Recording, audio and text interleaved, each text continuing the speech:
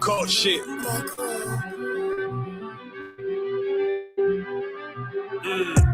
I ain't come with goons, but I'm well connected. Walk in the room, it's pop, pop, pop, like you got rejected. Let me see if you qualify or not. Spinning up in a tinted truck, riding around your block. Busy man, get a wordy shit from top to bottom like a motherfucking ceiling fan. Hopping out the rental van, on my way to LA. Brothers out in Cali and they killers out of every set. But I ain't crippin' on no blood. One West, all my niggas got it out the mud. Put your face on a t-shirt, memory of niggas acting tough in them songs, that's the drugs. I don't need no cases on my pistol clean, so now I weigh my options. Used to use the triple beam, used to get the wop, mix it with the nicotine. Now I travel state to state and put on for my team. The fuck wrong with them? Ain't on my level, I should let my dog get them. I see niggas and they feelings all feel them. Keep the Glockin' with me, it was like a ball with it.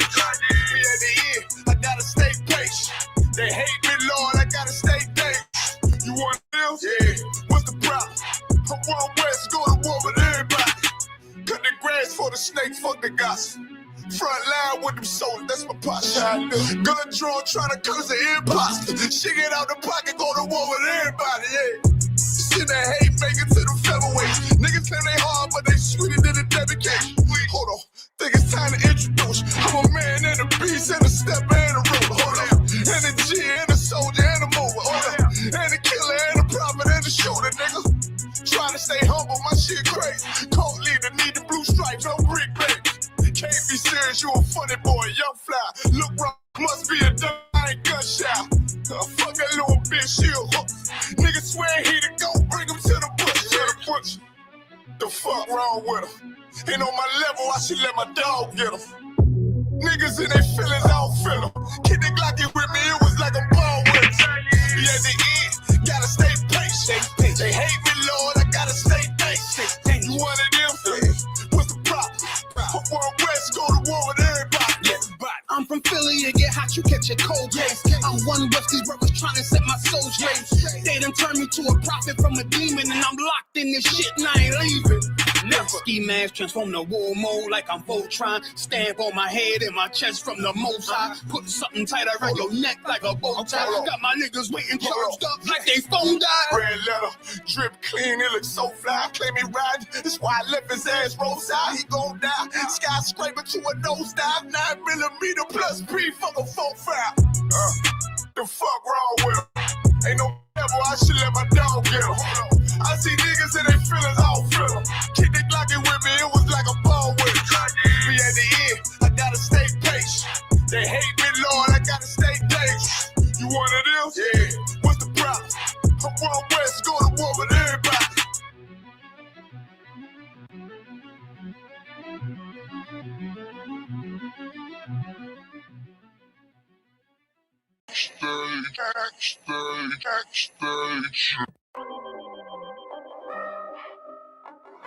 I know the table.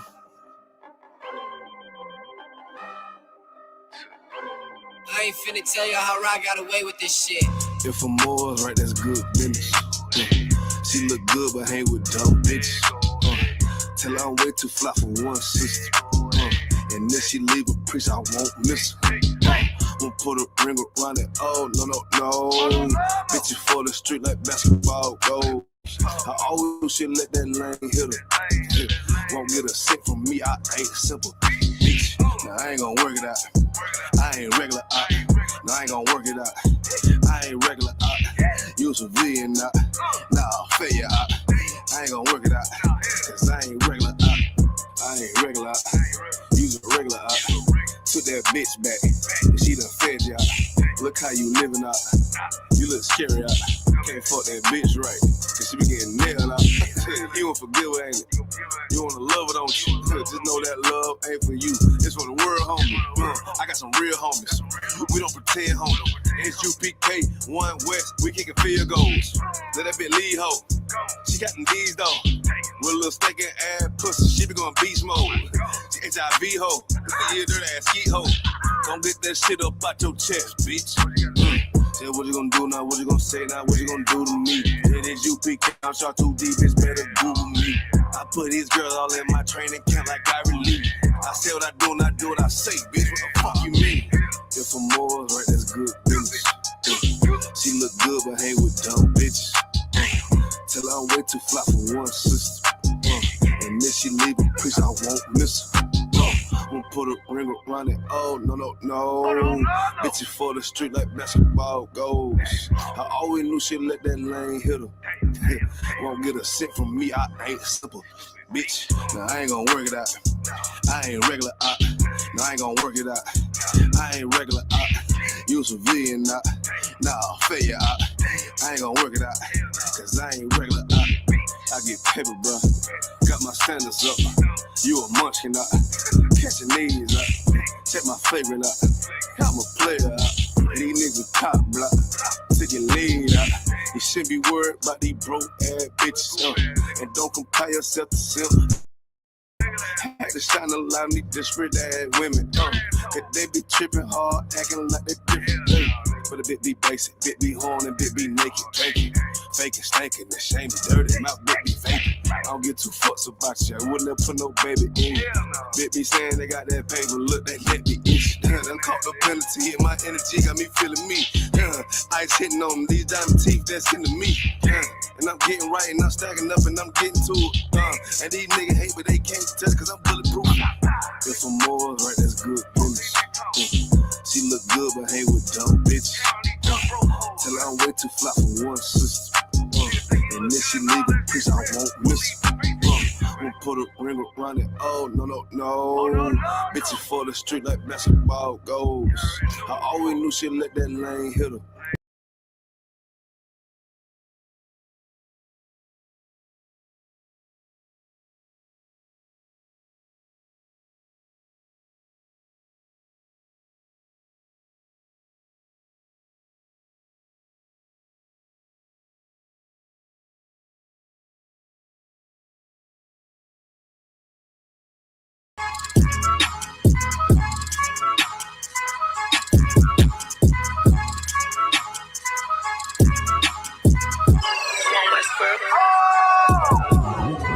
First star, I'm really that nigga. Truth be told, global figure. Local niggas, they be so offended. What's word? It's global business. Hold on, let me ask y'all a question. All y'all niggas in the same school and all that? Hell, fuck yeah. So now y'all niggas smoke weed?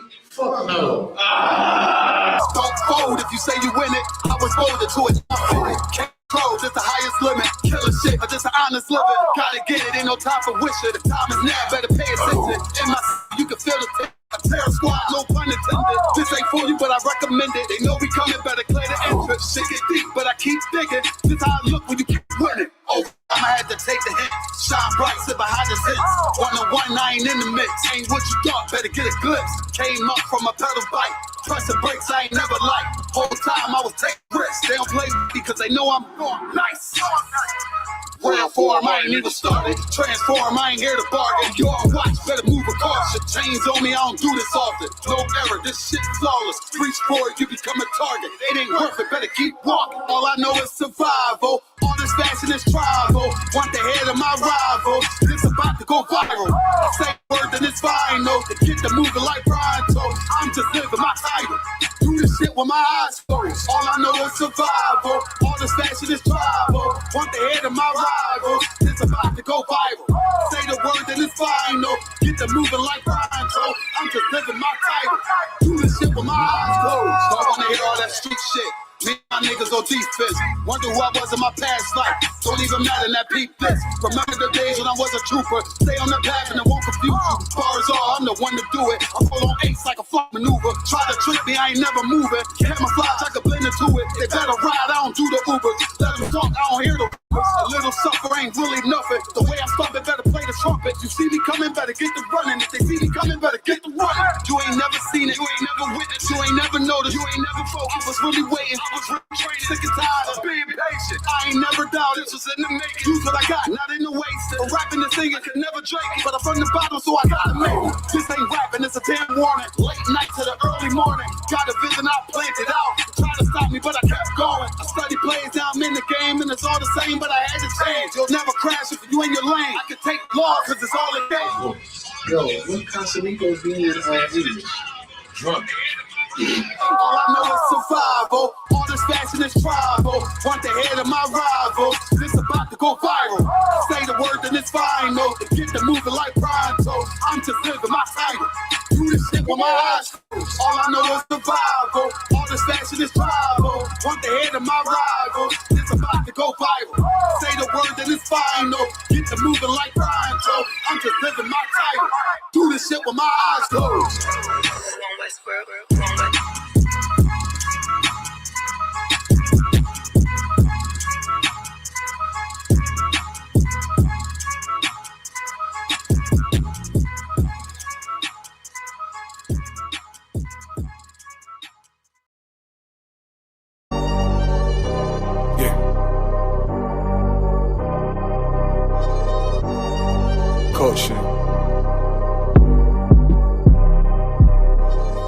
Wave that one west, cover out that window. Let them know I'm coming with my kinfolk. Red letter, ski mask on, but I don't really ski though. Bullets ball head like they going through chemo. I slide on them Tony Hawk type. Better get your thoughts right. Jumping high on walls, this ain't Fortnite. Red dot, it kinda make it way too easy for a headshot. I put you under wing, it turned into a headlock. I told my niggas think it's time to put the pressure on. You bring that paper, told her throw a little extra on. We go to war and see, I murder one, you murder two, it ain't the same degree, Better up into a capital offense for them dollars, but it really don't make sense. Guns behind tents with some liquor and we riding down the freeway. Slide on them, spin the block and replay, so we slide again. You know my position, I'm on standby. Ain't no competition, it's a landslide. Or you a rider, motherfucker, ride again. You said you slide on them, nigga, slide again. Niggas claim they hot, but we been fried. If they ain't one of mine, so they anti. Or you a rider, motherfucker, ride again. You said you slide on them, nigga, slide We got this mapped out. Niggas selling wolf tickets, not living what they rap out. Said he gon' ride, too emotional, he'll crash out. And I ain't boxing, wrestle with this cannon, you gon' tap out. 100 troopers in the building, turn this shit into a blackout. We both come from the mother, why you tryin' to do me dirty? He cut himself off, we let him rock, he ain't worthy. You playing ball courts, throwing number like a jersey. While niggas folded like origami, I kept it sturdy. Told my son he got the blood of a king, he ain't got a word. They gon' cross you like a Christian, it's better to learn this early. They be watching, trying to copy, asking questions, trying to learn me. I ain't in the back and forth if the business don't concern me. Catch the wrath from my anger, I be trying to give a mercy. Ask the angels keep me covered, I'ma slide, they might have heard me. They playing with that fire, get too close, it's gonna burn me. We ain't never looking back, moving forward, it's the journey. You know my position, I'm on standby.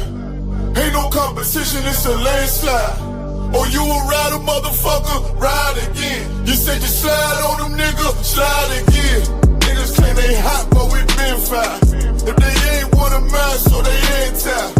Or you a rider, motherfucker, ride again. You said you slide on them, little nigga, I'm made. All these rappers soft, claim they all cut from a hold of a clove. I'm the one with the blade. Untamed gorilla, keep your hands out the cage. I'll be standing on they neck, one west to the grave. You can keep your mercy, nigga, I ain't worried. Revenge call me buddy love, I call her Miss Purdy. Nigga try to blitz, I'm going 730. I'ma shake the whole room like Big Shirty. Nigga say one war, it's whatever, buddy. Glock fully loaded, you know these letters bloody. Come for me, you a bitch, homie. Boy, I'm realer than your big homie. 144, yeah, the one and only. And you know I keep this blick on me. Body slam you like Mick Foley. I got that black out on my arm, play that bitch like a violin. Said me try me once, nigga, try again. You know my position, I'm on standby. Ain't no competition, it's a landslide. Or you a rider, motherfucker, ride again. You said you slide on them, nigga, slide again. Niggas claim they hot, but we been fried. If they ain't one of mine, so they anti. Or you a rider, motherfucker, ride again. You said you slide on them, nigga, slide again.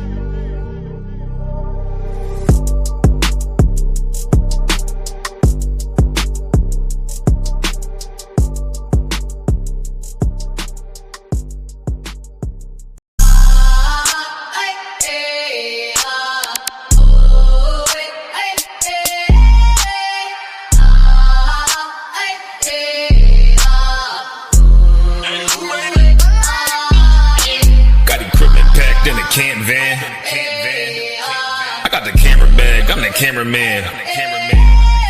If shit getting active, I'ma stand it down. We taking ground, call the ambulance. That shit go. Look.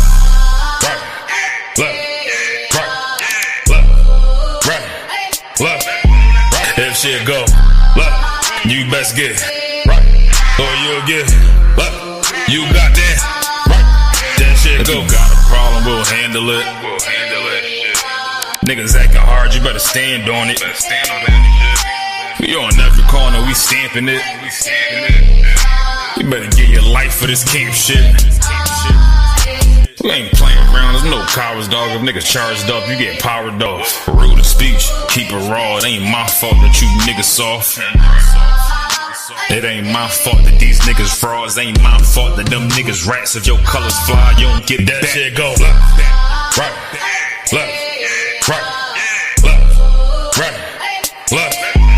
If shit go, look, you best get right, or you'll get look. You got that.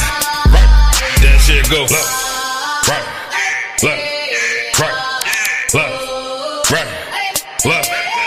If shit go look, you best get right, or you'll get look. You got that right. That shit go. Alright. B-Rock, wanna go to war, gotta have it to the thing. We good? Hey, clap it up. Hey, Shalom Israel, Yahweh Ba'Shem Yahushai, to all the brothers, Yahweh Shemal Athun, Ba'Shem Yahushai, to all the sisters. Hey, listen, man, this is Midwest Fire Weekend. We up in this piece. Give it, clap it up for the Midwest Fire Weekend again. I'm good. It got to be closer. Salaga. This joint right here too. So look, man, we about to get it in. Tonight is a scripture breakdown with General Mahayaman. My name is Captain Napatiza Alaban out of Southern Ohio. So, yep, that's it. That sounds better right there. So, man, let's get it on, man. Hey, listen, before the general come in and start teaching his topic, man, I wanted to see, can somebody pull up the Nolan Wells mom? Man, this is diabolical. I did a little video on this. It didn't take off. They hating on me. Facebook be hating on me. But pull up that Nolan Wells mom and how they're giving her 1-star reviews. Y'all seen that yet? Yeah, that's crazy. Like this oppressor that rules over us, man, is diabolical. And this is another example of their unyielding hatred toward us, right? For you to seek justice in this place is a crime. Like, you have to be oppressed and you have to love it. That's the only way your oppressor feel good about it. Anytime you're oppressed and you try to get justice, or you try to fight back, or you try to just ask questions about what happened to your unalive son, like, then the hatred comes. You able to pull that up, Raj? Is it will it come up on the screen or not? Okay, Most High in Christ. Y'all got a nice setup here. Carter Wakar, Nolan Wells' mother targeted with 1-star reviews on her work profile. Right. Supporters say. Can you pull her picture up? So they basically, she's a medical professional, and because she's a medical professional, a lot of her business, you know, just like with anything else, you go to a car rental place or you go to a restaurant, you might leave a review, right? And the interesting thing, or the diabolical thing, I should say, about what's happening here, she didn't start receiving these negative reviews until after she started asking questions about her son. Yeah, that's her right there. Could you read some of those reviews? I saw the same 3, if I'm not mistaken. Carter Wakar. Would not recommend her 1-star review. Unfortunately, I'm looking for another medical provider. I don't feel Christian has the best interest at heart. Right. So listen to the things that they're saying about her when this wasn't happening 2-3 weeks ago, before she started asking the questions, or a month ago, whatever the timeline is. Like, she didn't have the 1-star reviews, and you know, you'll do that to destroy a person. But she's trying to seek justice. So what are they doing instead? They're going to destroy her professionally as well. Read that last one. Carter Wakar. I wouldn't trust her to care for anyone. I don't hate anyone that much to recommend her. Right. Like, they're saying basically they don't hate anyone enough to have her service them and provide medical care for them, because they're mad, or they're they're upset that she's trying to seek justice for her son. Was that the last one? Karawakan. Most High in Christ. Let me get Romans 9:21. Romans 9:21, man. This oppressor right here and what they're trying to do. And here's one interesting thing that you find when we go out on the streets and we talk to people, and they say God don't hate anybody. God don't hate. There ain't no hate in the Bible.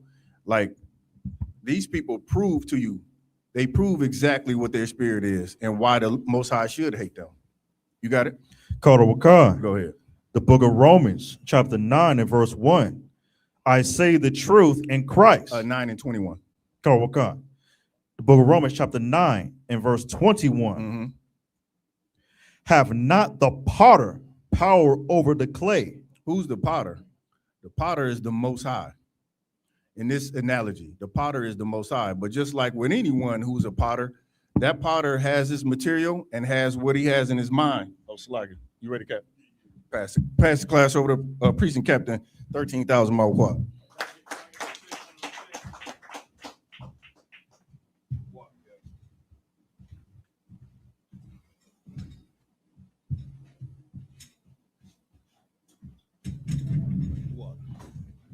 Where you was at? This your phone, Cap? That's your phone, Cap. Oh, where you at? Let me get a Bible in the pocket if I could. Karawakan. What you was going over, Cap? Let's go. What? The book of Romans. What you was bringing out? Karawakan. What you was bringing out, Cap?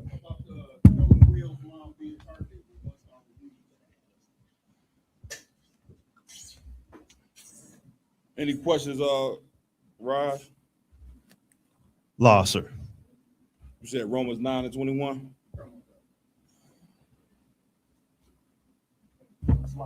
Please. We are running from we running from headquarters. So any questions be on the headquarters. Ask me, is it in question? Hey, headquarters, if we got any questions, could you either let us know in the chat or let us know in the text message? Somebody reading Romans 9:21. Let's go. Let me get a water, Baba Shah. Karawakan. The book of Romans, chapter 9 and verse 21. Go ahead. Have not the potter power over the clay of the same lump to make one vessel unto honor and another unto dishonor? Who knows what that means? Go ahead. Go ahead, Priest. Basically, Cap is saying, you know, the potter, he's the architect. He can design whatever he wants. He has the power to do, you know, like say he has the power to, let's say, make. Let's go to verse 17 so we can get the whole spirit behind the scripture. Karawakan. Let's get it. Book of Romans, chapter 9 and verse 17. Come on with it. For the scripture saith unto Pharaoh, even for this same purpose. Even for what? Even for this same purpose. Come on with it. I have raised thee up, that I might show my power in thee. That I might what? That I might show my power in thee, that my name might be declared throughout all the earth. What is that talking about right there? Read verse 17 one more time. Karawakan, verse 17. For the scripture saith unto Pharaoh, even for this same purpose, I have raised thee up. Why would the Lord raise up a heathen? I think with Cap Yardan. To show his power. That's it. Right? The power that you see the white man with right here, he wouldn't have that power unless the Lord gave him that power. You understand? Now, how did the Lord transfer that power? Who actually gave the white man who ruled the day the power? Who actually gave him the power that he has right now? To be more specific, Captain Lamont, Satan. How do we know that? What's the precept for you to know that? Satan is one involved in Christ that you need. We got a lot of reverb coming. Go ahead, Kaya.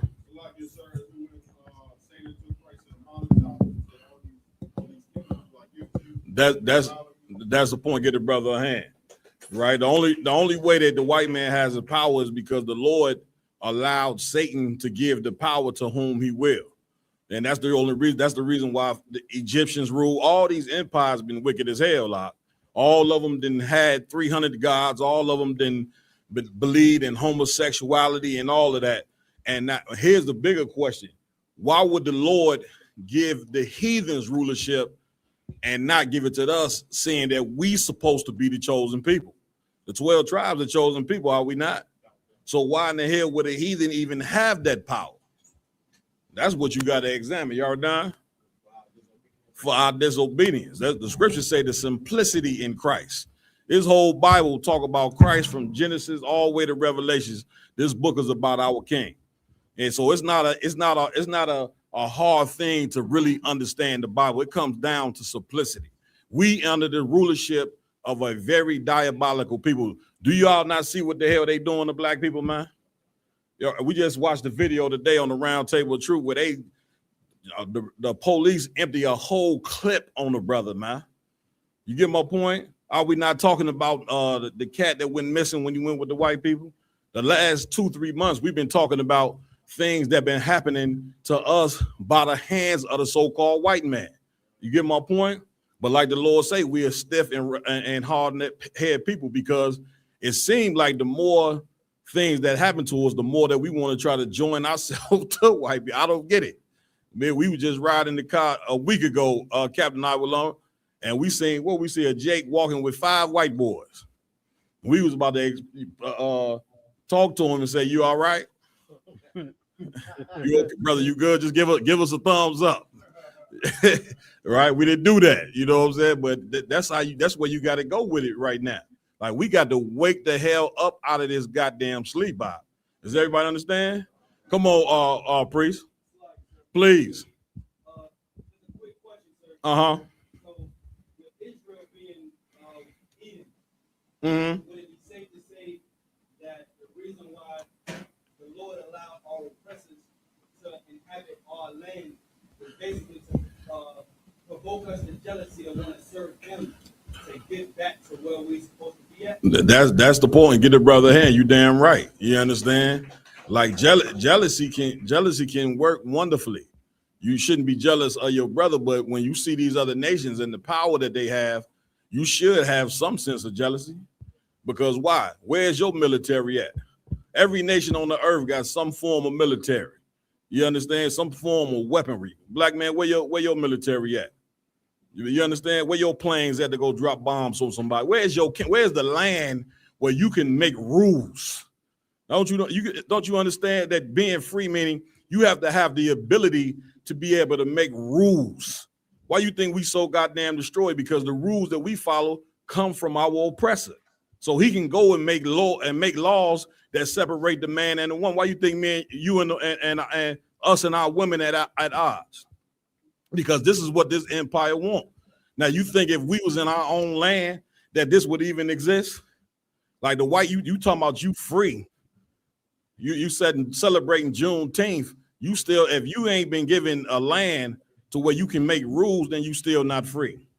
You get my point? You under the authority of the white man, so he controls you by writing laws. He controls housing. He controls banking.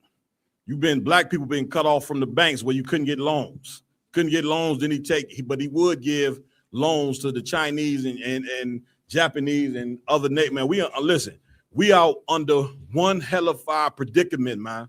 And it ain't but one way to correct this, and that's by simply obeying the nigga God. That's what Moses did. Moses went and served a God that was different from the gods that we were serving in Egypt. This is why the Lord said you would go to Egypt again in ships. So it's very critical. Jenny and Hannah say this all the time. If you want to understand your time in America, then you got to go back and look at what transpired in Egypt, because it's the same thing, just reincarnated over. Everybody understand? Keep reading where you was at, brother. Come on, let's go. Verse 17. Uh-huh. For the scripture saith unto Pharaoh, let's go. Even for this same purpose, have I raised thee up. Have I what? Have I raised thee up. Pharaoh believed that the Egyptians believed the power that they had came because of them. They didn't understand that the power that they had came from the Most High. You understand? Like, remember, everybody don't even believe that the Lord even exists in the earth. You understand? Like, the white man think he got his power because what he call himself? The world's what? You ever done? Don't you know that for him to say that he's the world's #1 superpower, who is he disrespecting when he say that? Get me right. Who is he disrespecting? Y'all done? He disrespecting the Most High for him saying he the world's #1 superpower, because the last time I checked, the nigga God is the world's #1 superpower. You get my point? Listen, the white man ain't had no power to stop that tornado that just came through the Midwest, did he? You Negroes was scared when that didn't. That wind, you ain't used to, get me right. We ain't used to no tornadoes in the Midwest. A tree fall down, you in a panic. You know what I'm saying? A rooftop come off, you like, oh, what the hell is this? When the Lord come through, everybody gets scared. Everybody understand? Keep reading. Go ahead. Even for this same purpose. Even for this what? Even for this same purpose. Come on. I have raised thee up. I have what? I have raised the thee Lord up. saying, this power that you see the white man got, the Lord didn't gave the white man this power. Esau is wicked as hell. How the hell you gonna gain power in the earth from being wicked? You can't unless the Lord remove himself. And the Lord removed himself because of our disobedience, because we want to do everything opposite of what the Lord said to do. And now look at us now.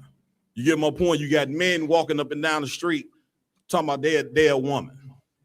You understand? It's like a damn duck saying that he give me something. A duck saying he what? A lamb, a chicken, or a lion. Yeah, hold on 1 second. Shalom. Let me get some stuff.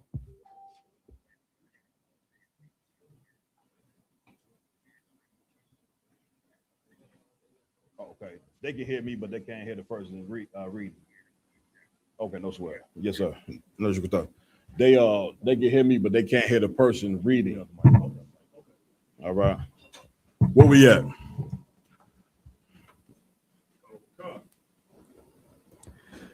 That I might show my power in thee. That I might what?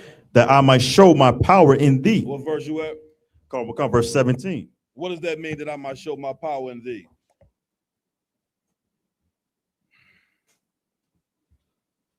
What does that mean? That I might show my power in thee? Matter of fact, keep reading. For this same purpose have I raised thee up, that I might show my power in thee, and that my name might be declared throughout all the earth. What did the Lord mean when he said that to Pharaoh? That he may show his power in thee, a warrior? Come on.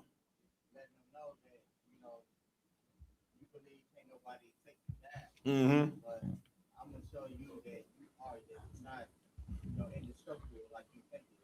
Get it, brother, a hand. And listen, it's no more famous story in the world than the Egyptians losing their power. No, there's no other famous story than that. The Lord came through and completely destroyed that empire because of what? Because of the slavery that they endured and that they put on the children of Israel. Why you think the white man he didn't fought tooth and nail to make sure that we don't know that we the children of Israel.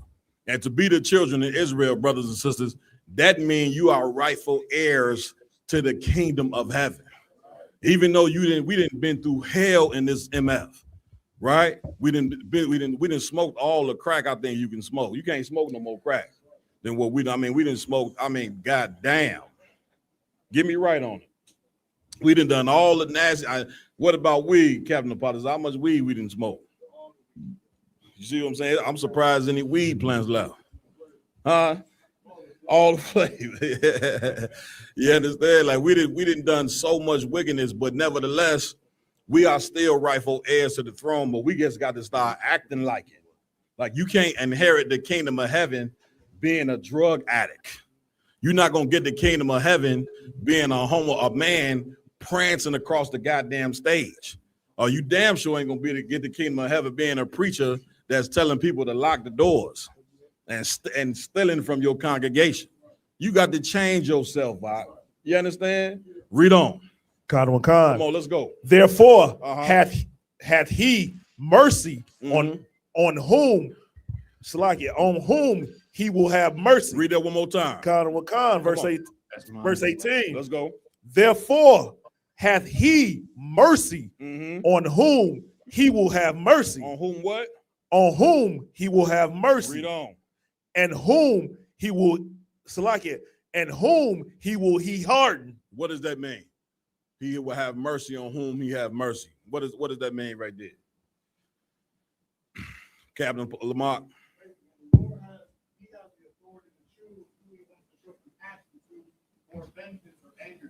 Get a brother a hand. Like all the hell that we you better study. I tell you, you better study slavery. We played a video today where before we even got to America, the hell didn't start in America. Unfortunately, the hell started when we was in Africa. You better study what them. You know, Africans are a bunch of disgusting people, man. Y'all see what they be doing, and so imagine being under the foot of a big bonehead eating African. All right, they had us in the damn slave castle, chained up, defecating right there in the castle. So much so that it lifted the concrete up because of so much dung that we was basically laying in. This is what your foremothers and forefathers laid in, and you got these Negroes in the Christian church talking about they forgive white people for such a heinous act. You can't don't listen. If you forgive somebody for a heinous act like that, then you really hate yourself. It's like somebody raping your daughter and you saying, you know what, I still love the cat that raped my daughter. That you don't really understand justice. Somebody raped your son. You don't really understand justice because some atrocity just happened to your child and you don't even want justice for your child. That's us as Blacks, Hispanics, and Native American Indians. All that didn't happen to us in 400 some odd years, you don't even want justice for what didn't happen. You get my point? And therefore, you hate each other. Yeah, I'm gonna pull the scripture right here to show you being under hard bondage makes you hate yourself. Read on. Come on with it. Let's go. Therefore, hath he mercy on whom he will have mercy, and whom he will, Salakia, and whom he hardeneth. Verse 19, thou wilt say then unto me, why doth he yet find fault? For who hath resisted his will? Why even find fault of the white man if you made him this way? Why even punish him if you made him to be evil? Is what the scripture is saying. Read. Come on. Verse 20. Nay, but, oh man, who art thou that repliest against God? That do what? That repliest against God. Read on. Shall the thing formed say to him that formed it, why hast thou made me thus? What? Why hast thou made me thus? Who could break that down? Come on, warrior.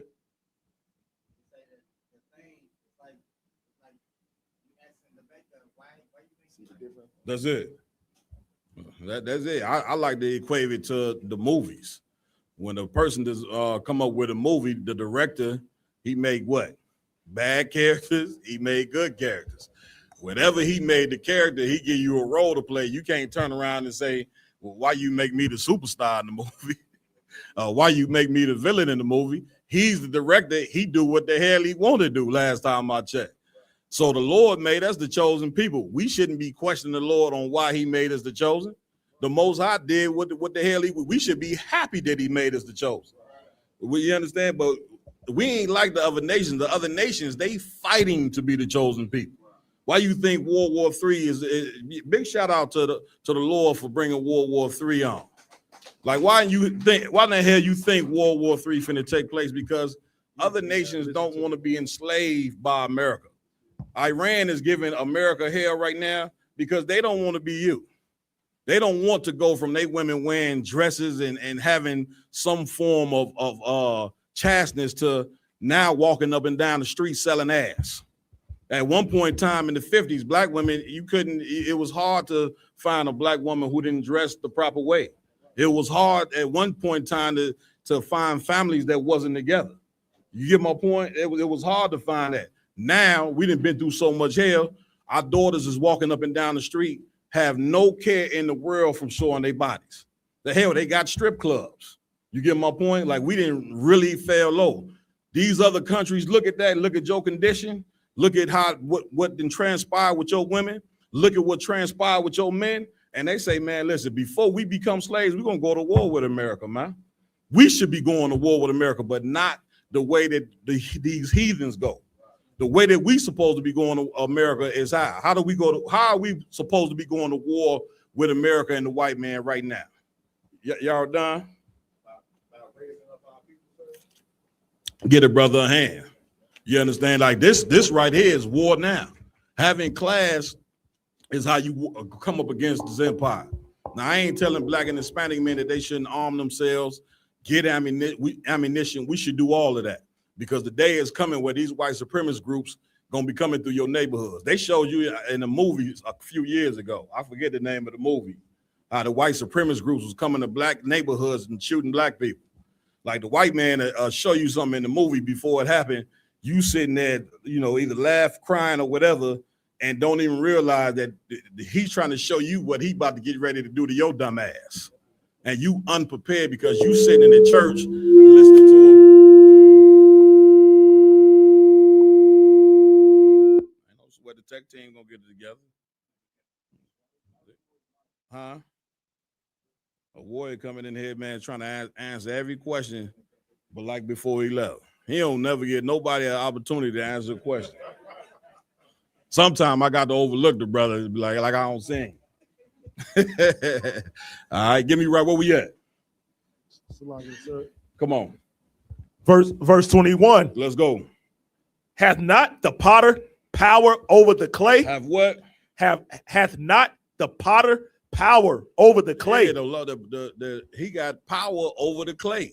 Like, and that's another reason why you can't ever think that the white man's gonna change, because he was created to be evil. That's why the Lord say, who could make straight what he made crooked? Come on, LeBron, please. I think we got to disconnect, because I believe Esau didn't embrace his position. That's it. He loved what the Lord has created for him. That's a fact. He's fully enjoying it. That's it. Damn, why won't he be, more compassionate on us? But he was created to hate your ass. That's it. And to destroy you at every avenue. That's it. Slugging, sir. Get a brother a hand for that one out. Keep reading. Khan. Hath not the potter power over the clay of the same lump to make one vessel unto honor and another unto dishonor? Another vessel what? Another unto dishonor. Everybody understand, like this is a man that is a vessel of dishonor. You get my point? Like he established this kingdom off enslaving people. Like a lot of this history, I'm gonna tell you, I'm gonna be honest with you. A lot of this history that I learned about black people, I didn't learn until I came into the truth. All the atrocities that they was done. Like, when you go to school with white people, which your leaders fought for you to go be taught by racist teachers. If any of you work in the damn school system, you understand, whether you're a teacher, you should understand how racist the white man's school system is. But your leaders fought for this now, namely Martin Luther King, for you to be integrated with the people that have had a perpetual hatred for you. Might not have been the wisest thing in the world. So here we are, we came up, what they do, they got your kids standing saluting the flag, pledging allegiance to the same flag that enslaved us, right? You sitting there learning about how great white people are day and night, and they getting their self-esteem built up. Meanwhile, you ain't being taught nothing great about yourself, nor are you being taught about the crimes that these people done to you. And you have to be taught about these crimes being done to you, because this is how you gonna wake up. Imagine sitting in the class with white people and you sitting there learning about every little intricate evil thing that they done to you. Well, now you're gonna start looking at, Jim and Sarah a little different. You ain't gonna be talking about, you going and spending the night over their house, none of that. Because you're gonna see for a very long time that these people have been your enemy. You understand? So this is why we need to learn about who this man has been towards us. Keep reading. Let's go. Verse 22. Uh-huh. What if God, willing to show his wrath Mm-hmm. and to make his power known, endured with much long suffering Mm-hmm. the vessels of wrath fitted to And the destruction? vessels of wrath, what? Fitted to destruction. What is that talking about? Read it one more time. Verse 22. Let's go. What if God, willing to show his wrath and to make his power known, Mm-hmm. endured with much long suffering Uh-huh. the vessels, The what? the vessels Read. of wrath Mm-hmm. fitted to destruction? What is that talking about right there? I can get me right. Come on. Anybody know? A warrior? It's talking about, it's saying, what if the Lord, the people that was created for destruction, what if he, allowed them to do what they, to do the destruction that they did, Okay, what is long suffering? That's patience. Right. That's tolerance. Right. That's tolerate something. Yeah, like you putting up with somebody, who you really don't want to put up with. Like the Lord is by the white man being in rulership, the Lord is long suffering because the Lord don't want the earth to be ran by wicked men. He don't want the earth to be ran by wicked people. And so he's putting up with this people for so long, right? And he only putting up with them because we refuse to change and serve the Lord. Once we start to serve the Lord, then all this will be over with. You won't be seeing black men being chased down and shot in the back of their head. One brother, I forget his name, they shot him in the back of the head 3 or 4 times when he was laying on the ground. Did he not? A few days ago. You know what I'm saying? Like that right there, this man is a unalive. All right, read on. Mm-hmm. Verse 23. And that he might make known the riches of his glory. Drop that. Give me the kingdom of heaven suffered violence.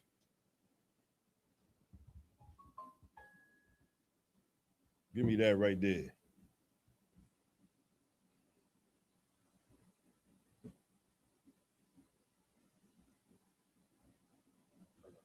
You got it? I got it, Cat. Read that. The kingdom of heaven suffers violence. This is the book of Matthew, chapter 11, and verse 12. Come on with it. And from the days of John the Baptist. Give me 11:11. Matthew chapter 11, verse 11. Verily, I say unto you, among them that are born of women, there hath not risen a greater than John the Baptist. Notwithstanding, he that is least in the kingdom of heaven is greater than he. It's greater than what? Is greater than he. We know the breakdown for this. John the Baptist, even though he prepared the way for Christ, he ended up not following Christ. Keep reading, but the verse I need is the next verse. Verse 12. Uh-huh. And from the days of John the Baptist until now, the kingdom of heaven suffereth violence. The kingdom of heaven what? The kingdom of heaven suffereth violence. What does that mean? The kingdom of heaven suffers violence. Go ahead, a warrior.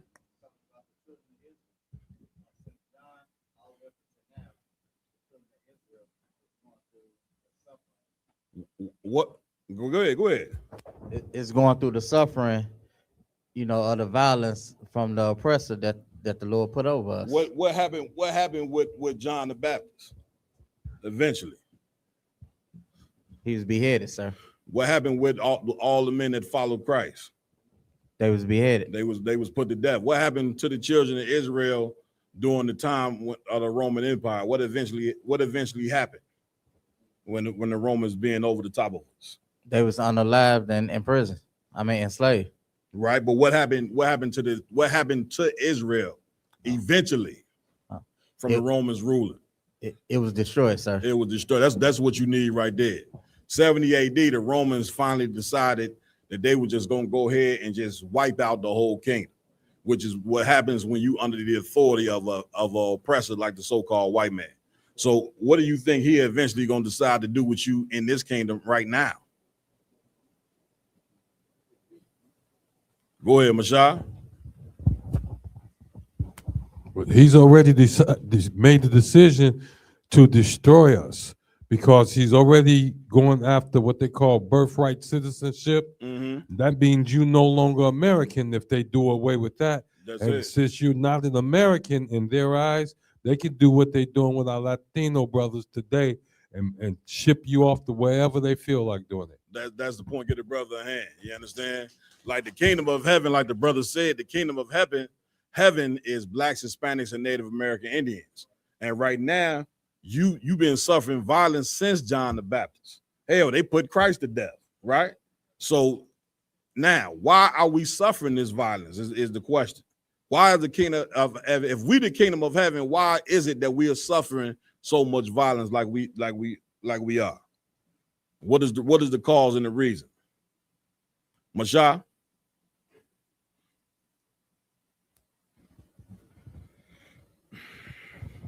Khan on Khan, we see that the word of the Most High is true. We was told, our forefather was told, if we refuse to obey these laws, statutes, and commandments, certain curses will fall on us. Our children will be taken away from us. Our wealth will be taken away from. We would lose even our own selves, meaning we will lose our heritage. That's it. And we've been suffering violence ever since. Damn right. Get a brother a hand. Somebody give me Second Maccabees. Give me the one where it say we suffer because of our sins. Can y'all get that for me? And then give me somebody get Exodus 6 and 5. But give me Second Maccabees. I believe is 7 and 30. Read that.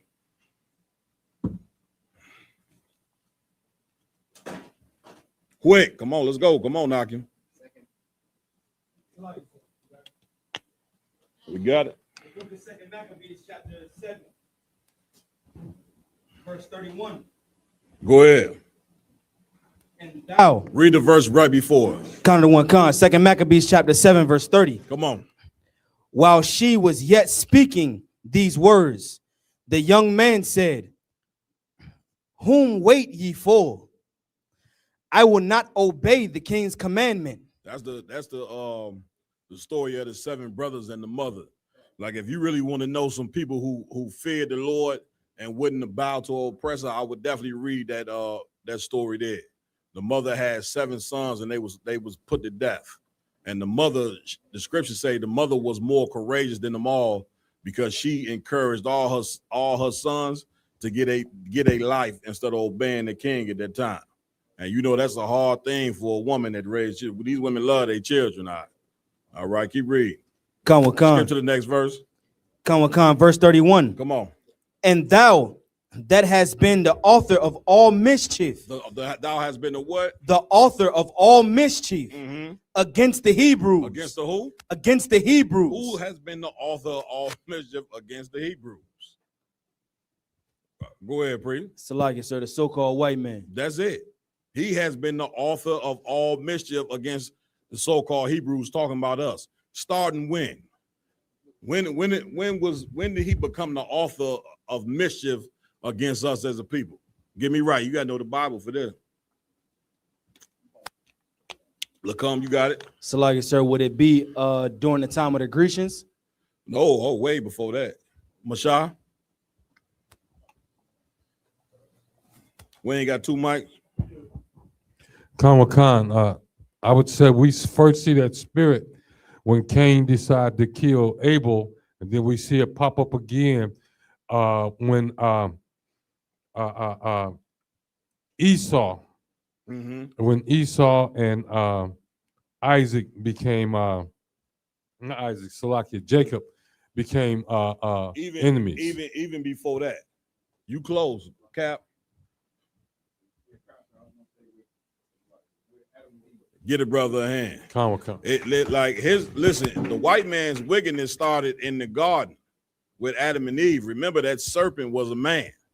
That serpent wasn't no snake like they teach you in the church. Church still in there right now to this very day teaching you that a snake got up and started talking to a woman. And you sit there and believe it. That serpent was talking about a treacherous man. And that treacherous man is talking about the so-called white man. He's been the author of mischief against us, starting with the Garden of Eden. Does everybody understand? Read on. Go back to where you was at. Kind of the one concert. Let's go. Book of 2 Maccabees, chapter 7, verse 31. Come on. And thou that has been the author of all mischief against the Hebrews. Against the who? Against the Hebrews. Come on with it. Shall not escape the hand of the Most High. Shall not what? Escape the hand of the Most High. Everybody understand. Like, that's where the long suffering come. Like, the white man is in power right now, and the Lord is long suffering of this man. You understand? But he's waiting for the opportunity where he can send Christ to destroy this empire. Everybody understand? Like, it's long suffering to have to look down at the chosen people and see us be involved.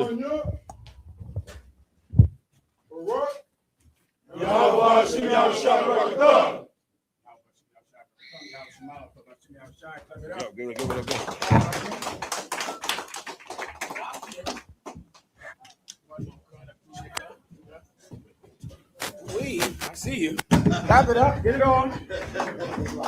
I'll take this one. I'm good to go right here. Thuwada. Un momento. Mi nombre es General Mahayaman. Estoy al servicio de el General Johanna. Bienvenido. Gracias por unirte con nosotros esta noche. Nosotros somos la Escuela Israelita de Conocimiento Práctico Universal. Comenzamos en 1 West de Calle 125, Harlem, Nueva York. Desde 1969, debajo del mando de el General Johanna. Carnales, esta es la verdad. Si tú eres hombres españoles, negros, indio, nativo, tú eres Israel. El pueblo elegido de Dios. Tu madre y tu padre dicen que somos un culto y mantienen su iglesia sin culpa. Pero su iglesia es culpable de todo lo que nos están pasando. Órale. 1 second, let me get the rest of this thing right together for you. Babidi. Stand by. Okay. En Creole, map apprend français ak Creole, pasquem, remen tout haïtien. Parler français, les vrais juifs bibliques sont les noirs, latinos et américains.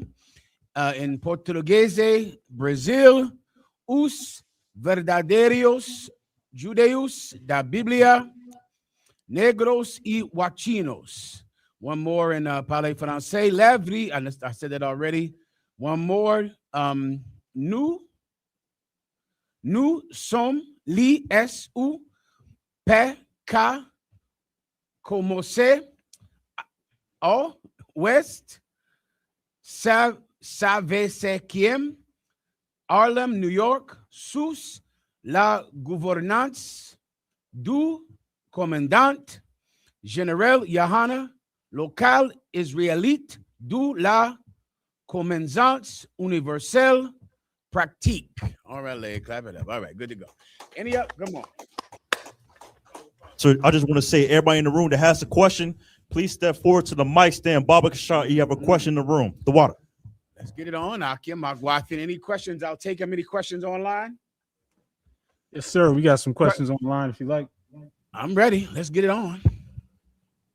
You know what? I know I had one earlier, but I think I'm going to have another. Oh, look at how's his wife. Look, give her a hand. She's so lovely. Lovely as she could be. Good to see you, baby girl. You know what? Let's have a drink. You know, why not? Why not? I only get down here but once a year. Let's have a drink, wherever it is. Maybe I don't see it. Oh, here it is right here. Is this it? Let me see. This is right here? I think it's right here. Gracias. All right, Akim, who has a question? Yes, sir. We got questions and comments. Go ahead. Maga War 144 asked Shalom, is Genesis 18 and 11 saying that Sarah had already went through menopause? Okay, it doesn't say Sarah already went through menopause. It says she was past the time of childbearing. So you could infer that. I do not infer that. I just would teach that she was past the time she could have children, because that's exactly what it says. Everyone understands. Anything else? That's the verse where it says it ceased to be with her after the manner of women. Is that? Cease to be with her. Yes, that is menopause. Cease to be with her after the manner of woman is menopause. Correct. Go ahead. Anything else? Quick shout out to the Zones joining us, if I could. Give Ephraim a hand. Look at Benoit in the back. Look at her. Give her a hand. He's getting it on. I see you, Chi-Town. You're getting it on. You're out here rocking and rolling.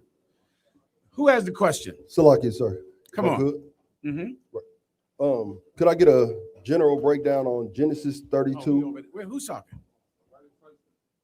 Oh, right here. Go ahead, bro. Mm-hmm. Could I get a general breakdown on Genesis 32 and 32? Mm-hmm. And pretty much just, general breakdown on what it means. Mm-hmm. Go ahead and read it. Khan Khan, sir. Oh, sorry. This is the book of Genesis, chapter 32, verse 32. Therefore, the children of Israel eat not of the sinew, which shrank. Sinew. Sinew. A sinew is a ligament.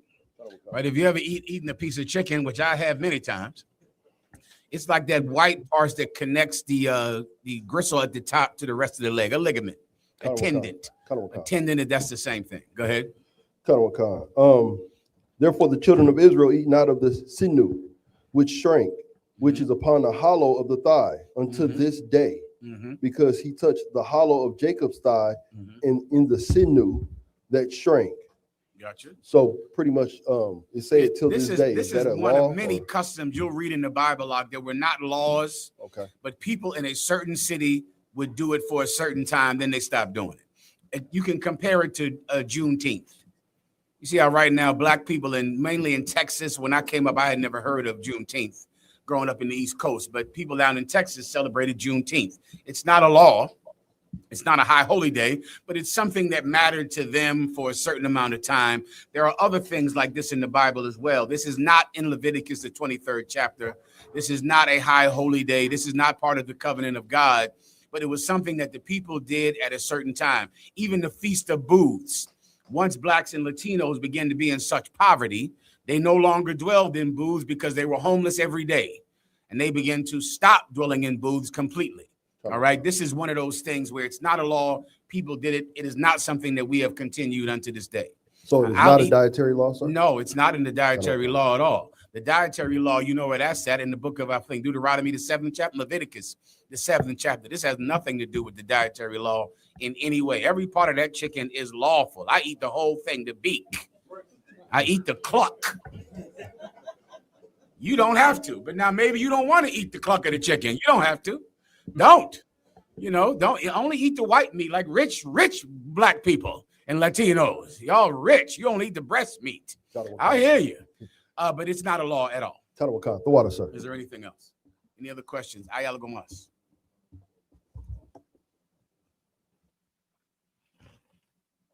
Texas, Khalid, give Khalid a hand. Captain Yatazak. Khalid, get it on. Common concert. This is out of the book of Good scotch, brother. Salaki, let me just talk about this for 1 second. All right, Big General Johannes scotch right here. You sure this wasn't his? Don't give me his scotch. God damn. Go ahead. Go ahead. Common concert. Salaki, my question is out of the book of Daniel. It's the book of Daniel, chapter 2, verse 43. If I can just get a breakdown. Please. And it says, whereas thou sawest iron mixed with the miry clay, they shall mingle themselves with the seed of men, but they shall not cleave one to another, even as iron is not mixed with the clay.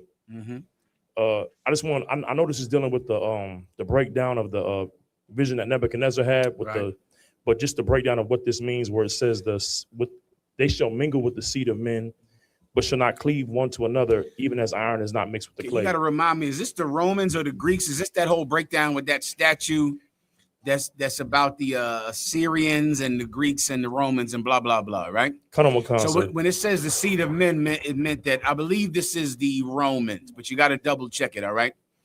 That they're going to try to unify, come together with the Assyrians, the Persians, and with the Greeks, and it will not last, meaning their bond will not last. The same way that if you tried to bond iron with clay, the clay would break. You couldn't bond these two together, but you could bond together two forms of metal. You could melt them, in a furnace and then hammer them and then meld them together, but you couldn't bond clay with it because the clay is too weak. So it's saying that in essence, this alliance will not last. That's the point. The water. Good to go. Good. I see. Anything else? Any other questions? Oh, give Detroit a hand. I see you, LeBun. You getting it on. Please. Salaki Adawan, if I could, sir. I recently did a class behind the Nolan Wells. Can everybody see the brothers that ask questions online? Yes, sir. And behind Nolan Wells. And his mother, she said before at the press conference that she loved everybody. So I did a class, and I was trying to kind of make us aware that a lot of times we kind of bury our head in the sand and we ignore a lot of the things that happen to us on a day-to-day basis, and particularly our women. Right. And I wasn't sure that my class kind of resonated. So is there anything that you can say, right, that would kind of bring especially our sisters home, right, in regards to, they don't want to see, they don't even want to watch the Roots movie. I used to try to get women to watch Roots and movies that, that disparage Black people, and they didn't even want to see it. You know what I mean? So is there anything that you could, like, and I'm sure you've done it many times, but just bring it home if you could, Okay, so let me try to get your question if I could. So it's like, you're trying to talk about the Nolan, what's his last name? Nolan Wells. You're trying to talk about him. You want to talk about it with women. They really don't want to discuss it, and they don't want to see things that are disturbing about brothers being killed, what the police are doing to us, what happened in slavery. And you would like women to learn what? To like, it's a scripture that I brought out where it says, remember the days of old, ask your fathers, and they will tell you, the things that transpired. There you go. And like when you try to tell, and I get more flack out of Black women for bringing them home to Roots and other things like that than from Black women, they really don't want to hear it. They really don't want to see it or acknowledge it. So is there a path to try to get them to get their head out of the sand and be aware of what's going on right now, presently? I got you. Okay. I think the answer is in the precept you just pulled. That's a father's job, not a woman's job. You just said it in your answer. Yes, sir. Go to your fathers and he will teach thee. Let me tell you, this is the ultimate flaw when it comes to women. Women love their children and they don't want to see them die. They love them.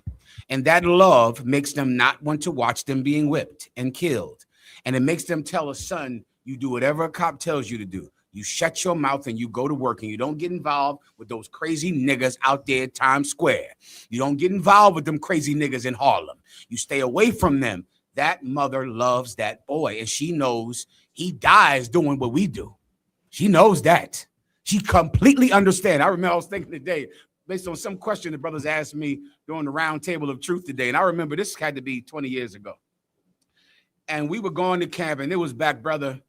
It's so hard for me to explain it back then. Okay, to say Jesus Christ was Black, they wanted to kill us over that. Right. To say things that you can take for granted now on the internet, we were going to be killed for saying Jesus Christ was Black. And Black people were the ones trying to kill us up. They would come and kick over our sign of the Black Jesus depiction. They kick it over. They say, Jesus ain't no nigger. What is your problem? And they wanted to kill us, and they attacked us. And every week going to camp, we went there being prepared to physically defend ourselves over Jesus Christ being Black. They hated us for that. And I remember one day, Mayak, it was so rough, and General Mayak came to me. He said, Mahayaman, should we just know when we go into camp every week that the Most High God is going to protect us and that we could go because it ain't going to be no problem? And I said, no. We going to camp every week. We could get killed out there. We could die today. This is right before camp. And I said, to do this job and to think you can die is to ignore the men who taught it to you, because all of them got killed. Namely, Jesus Christ, who was killed, the prophets of God who were killed, the disciples of Christ who were killed. To do this job and think we do it in safety is foolish. You understand? Yes, that's not this job, Ak. This is the job where you are counted as sheep to the slaughter. That's this work. And because of it, you are worthy of praise and honor for doing it. That's why it's so honorable, because it is not safe. You understand? Yes, sir. Now, a woman, brother, she loves those children, Ak, because she's a woman. And you should not expect her to be a man. She's not a man. Why can't she bury her head in the sand? Let her do it. Let her just ignore it. This is all a mother has to do. A mother who loves her children, she can try her best to get that boy to live. She's raising him, and he's a teenage boy, and she's giving him milk and bread and food and teaching him and educating him, all so he can survive. But then there will be one day when I will knock on her door to get her son, and I'll take him with me. You understand that? Come.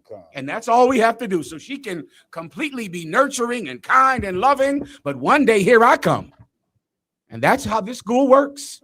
So let her be a woman. Women don't have to be men. And sometimes it could be, that's where you get the battle of the sexes from. Women expect you to be women expect you to be a woman. You understand? They expect you to think like her and to be like her. And you're not. You're a man. Right? And you don't expect her to be a man. Right? Our differences are to be celebrated and they're beautiful. You know, she doesn't have to think like you. All she has to do is get that boy to the age that you can have him. That's right. And with tears in her eyes, she'll watch him walk out the door and go to camp with you. And that's that. So just take the boy. Just take the boy. That's what I do. I appreciate it. I just take women's sons. That's all. That's all I do. Whatever. Sorry, Mom. Is there anything else?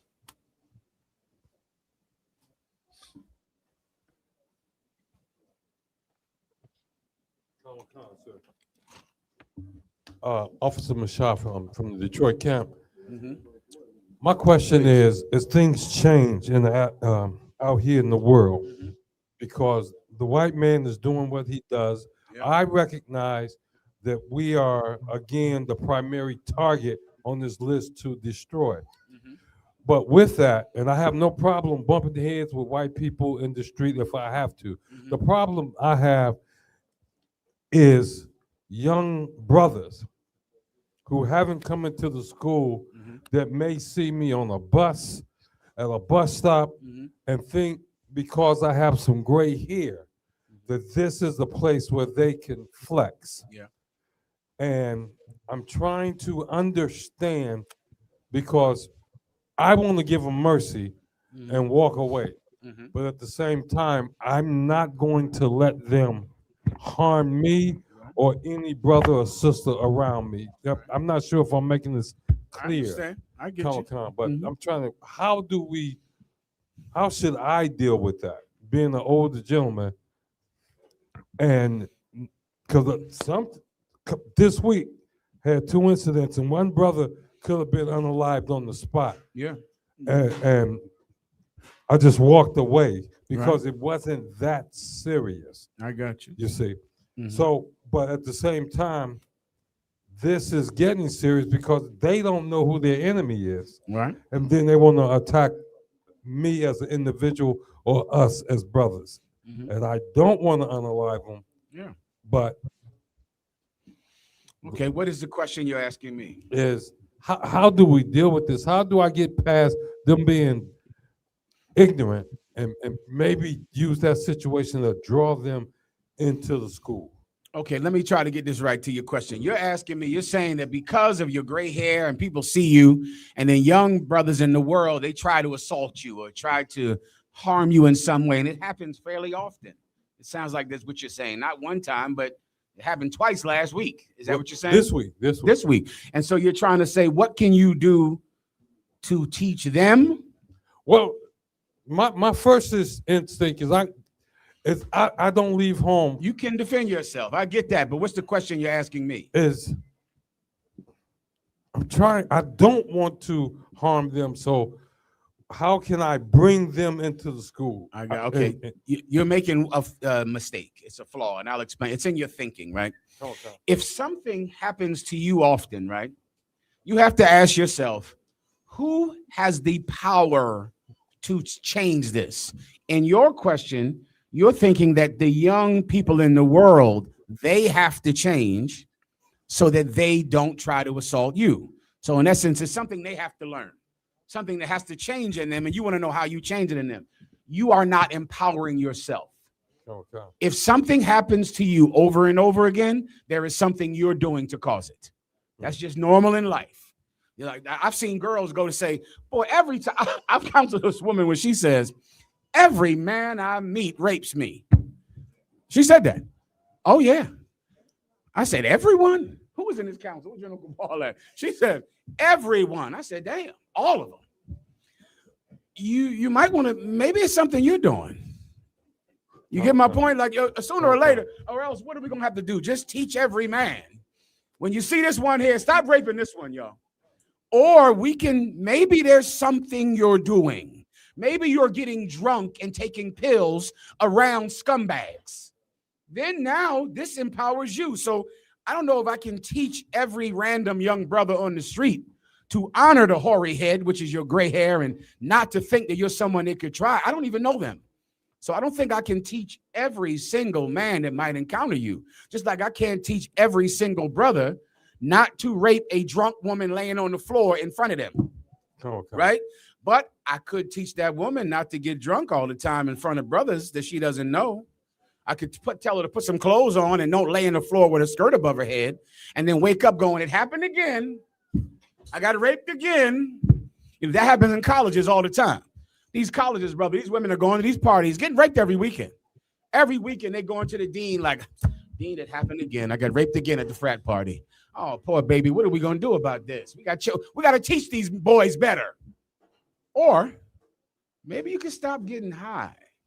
Maybe you could stop going to the frat party. They rape you, right? Maybe you shouldn't go there. What I would do if I was you, I would say, what can I change in myself that will stop giving off this impression that I'm someone who will not kill them, because I actually am someone that will kill them, but they can't tell.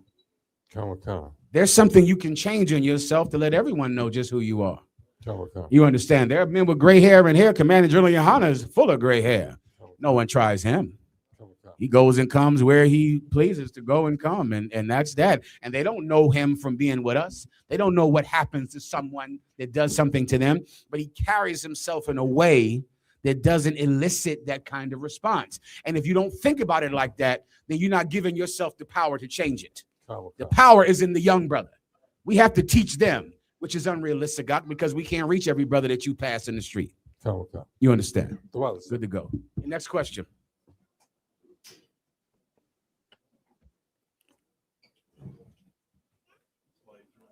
I believe that's all the questions in the room. That's all the questions in the room.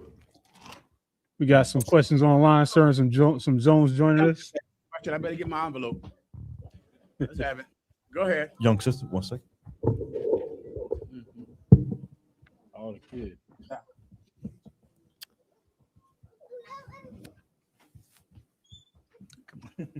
Oh, you got to ask him. Go ahead. Get it all together.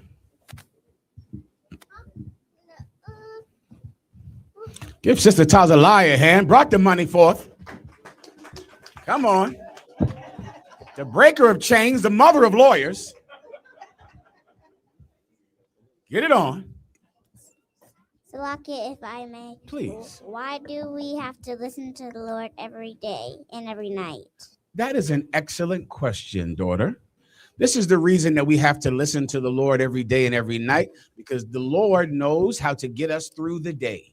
If we do what he tells us to do, then we're going to have a good day. We're going to do the right thing. We're going to make good decisions, and then we'll go to sleep at night in safety because we did what he told us to do. You understand? I understand, sir. Well, ven recibir tu dinero. Come get some money. Come on up, baby girl. Good job. That's a good question. Here you go. Good job. Good girl. All right. Next question. Yeah, I'm sorry. We good to go here. Questions in the chat room. Okay, sir. We got a question from Virginia. Please. Who's talking? Is somebody in another city? Okay, go Shalom, ahead. y'all. Shalom, y'all. What's going on now? I'm Tawab, sir. With your wisdom, sir, and your grace, sir. Can I get a general breakdown on Daniel chapter 9, verse 24 through 27? Mm-hmm. Absolutely. Is there anything in specific or just in general, right? The 70 weeks is one in verse 24, and in verse 25 and 26, where it talks about Messiah, the prince, and Messiah being cut off in verse 26. No problem. Go ahead and read it. Come on, sir. The book of Daniel, chapter 9, verse 24. 70 weeks are determined upon thy people and upon thy holy city. Mm-hmm. to Keep going. finish the transgression, and to make an end of sins, and to make reconciliation for iniquity, and to bring in everlasting righteousness, and to seal up the vision and prophecy, and to anoint the most holy. Go ahead. Verse 25. Know therefore and understand that from the going forth of that commandment to restore and to build Jerusalem unto the Messiah, the Prince, shall be 7 weeks, and 62 weeks. The street shall be. This is the book of Daniel, sir, chapter 9, and this is in verse 25. This is Daniel's prophecy about the coming of Jesus Christ and how he would come and he would teach and then he would be stopped. And that's exactly what happened, right? Jesus Christ came here, brother. He established the truth, the father of our faith, and he taught and he rose up disciples. And then that truth, after he was crucified and rose from the dead, then the truth spread more and it spread more. And then you had the apostle Paul that took up the truth and took it all throughout Asia Minor and set up the 7 schools. And then the truth was killed. It was destroyed and put to sleep until the last days. That's this precept, and Daniel is speaking about that prophecy. And that happened already. What you're reading right now happened in the New Testament. And the truth was growing, brother, and thriving and growing. It became a threat to the Roman Empire. That's how big it became. And then the disciples were killed. And then they were imprisoned. And then the book was sealed until the last days. That's what they're speaking about. Come on, Khan, sir. Good to go. Anything else? Hay algo más? The water, sir. No problem. Questions? Preguntas? Yes, sir. We got a few more questions in the comments. Can you hear me all right, sir? I hear you perfectly. Then I'll get the young brother. Go ahead.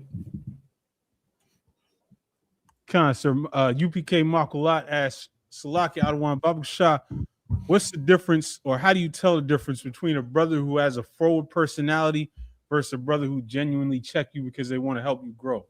A brother who has a pro personality? What does that mean? A forward personality. A froward.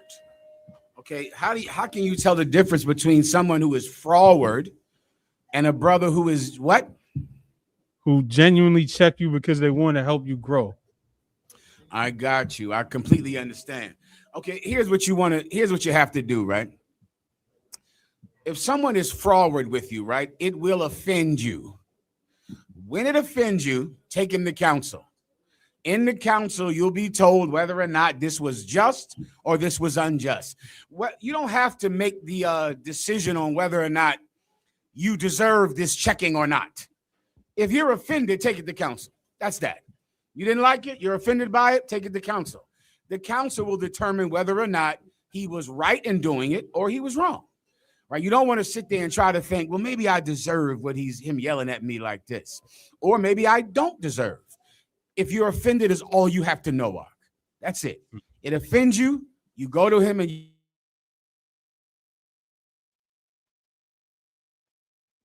It's like, sir, the audio cut out.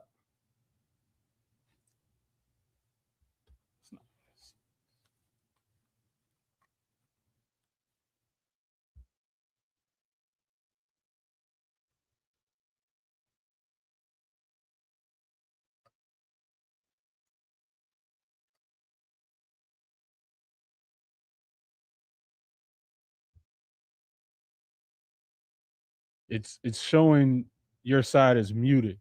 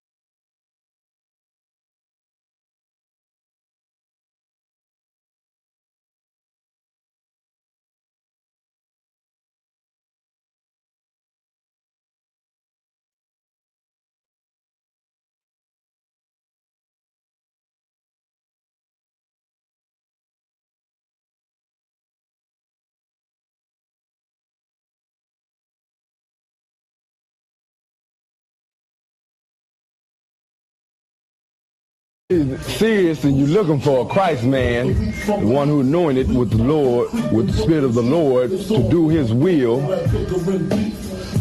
I'm that nigga.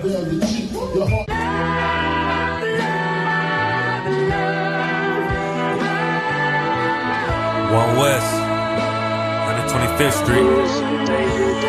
Look, y'all put y'all faith in presidents like they gon' change this country. Run the league and let y'all play cause y'all gon' make 'em money. Fuck Obama, he ain't come here on cargo slave ship. What the fuck he do for blacks in his administration? I'm waiting, patient like a saint. Black, Hispanic, Native, they hate your ass the same. Paint Christ in they image, paint you as a slave. God ain't all love, scriptures say he hate. African soul niggas, they know we not the same. School to prison pipeline to get you off the streets. Put you in a cell toilet connected to the sink. Molested as a kid, she prostituted as a teen. The byproduct of Martin Luther King dream. They just took the yoke off, my nigga, we ain't free. We living bleak in these wastelands of poverty. If you don't know the truth, then the lies sound promising. Prophecy, gift and the curse. Dylan started killing, they was sitting in church. Black folk forgave him, man, this shit is absurd. You should never love your enemy, that shit ain't gon' work. Yeah, fuck dying on your knees, you better die in glory. Man, I joined the UPK, taught me the art of warring. I took a nigga life like mine to be recognized. I feel that pain every day, it can't be reconciled.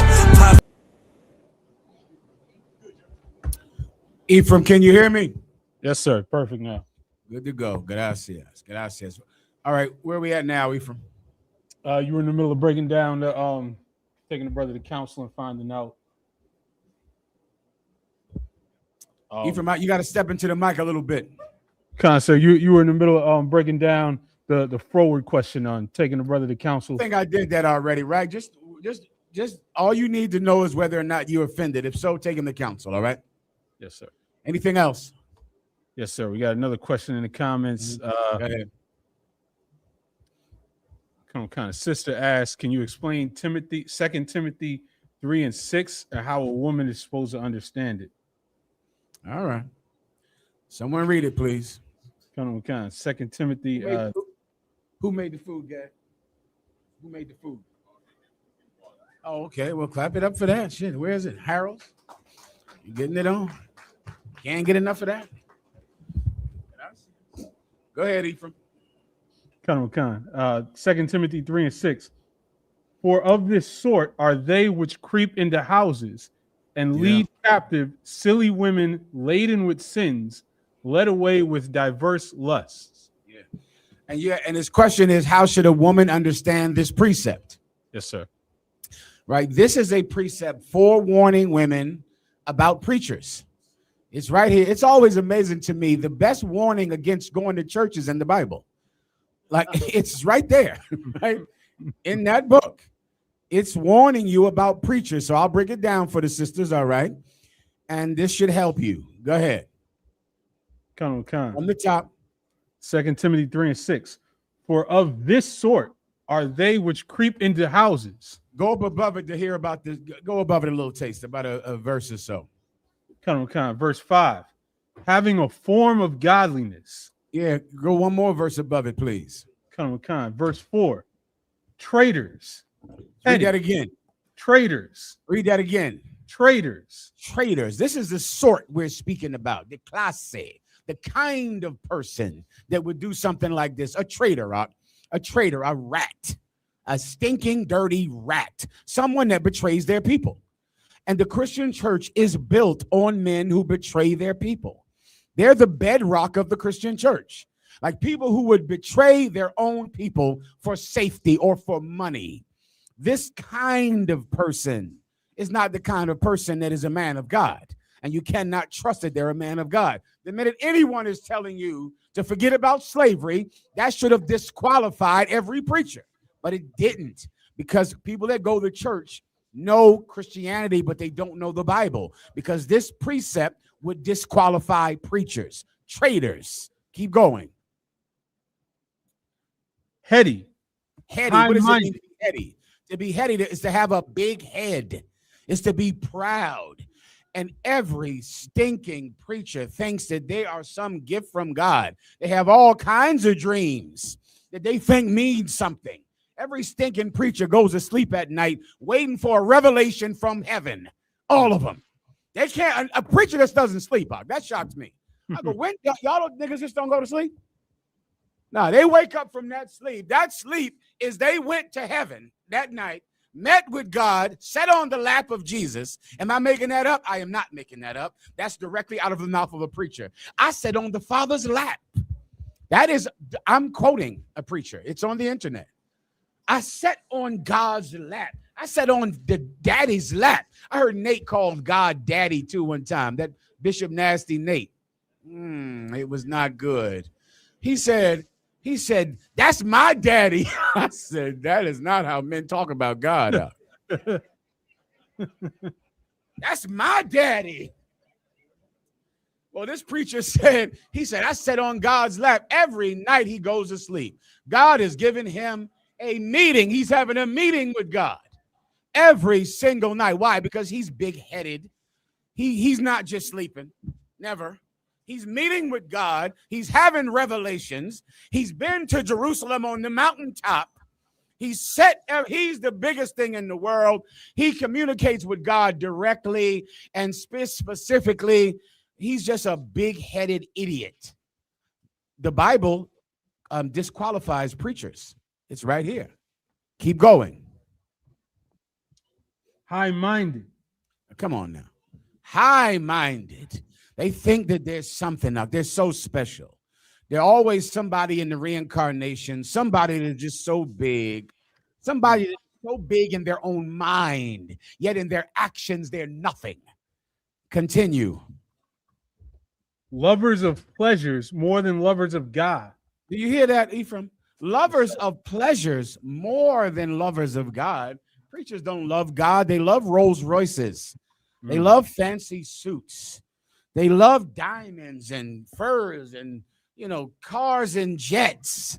They don't love God. This would disqualify every preacher right here. This alone. Lovers of pleasure more than lovers of God, not lovers of God. Continue. Can I say one more thing? Which is why the Christian church cannot accept the law. The law has a major flaw in it when it comes to preachers. It doesn't let a preacher eat every stinking thing that he wants to eat. That's it. A preacher cannot suck every shrimp, every clam, every oyster, every pig foot and chop. And so because of that, they can't handle the law. The law is so flawed in that it doesn't allow you to do whatever you want to do. That's that. And a preacher cannot have any chains on his pleasure. He cannot, even a small one. I think about the tiny things that Christians can do. Christians can't go from pork bacon to turkey bacon. They cannot handle that kind of pressure. Pork bacon to turkey bacon, God forbid. They can't handle it. You know how tiny that is? The small change that the Christian cannot make up, let alone their sexual deviances. Command and General Yohana said years ago, in a minute, they are going to make child preferers a sexual preference. And that is happening right now. It used to be called child molestation. In a second, it's going to just be called child preference. I have a child preference, right? You prefer this. I have a child preference. And that is what's going to happen. Command and General Yohana, I was sitting next to him when he said it years ago. And it's happening right now. Why? For this simple fact. A Christian cannot have any chains on their lust. None. So if they really like those kids enough, they'll find a way to say God allows you to have sex with children. They'll mentor those young children. They'll help them. They just have a preference for children. And they're going to do it. They love pleasure, not God. Continue.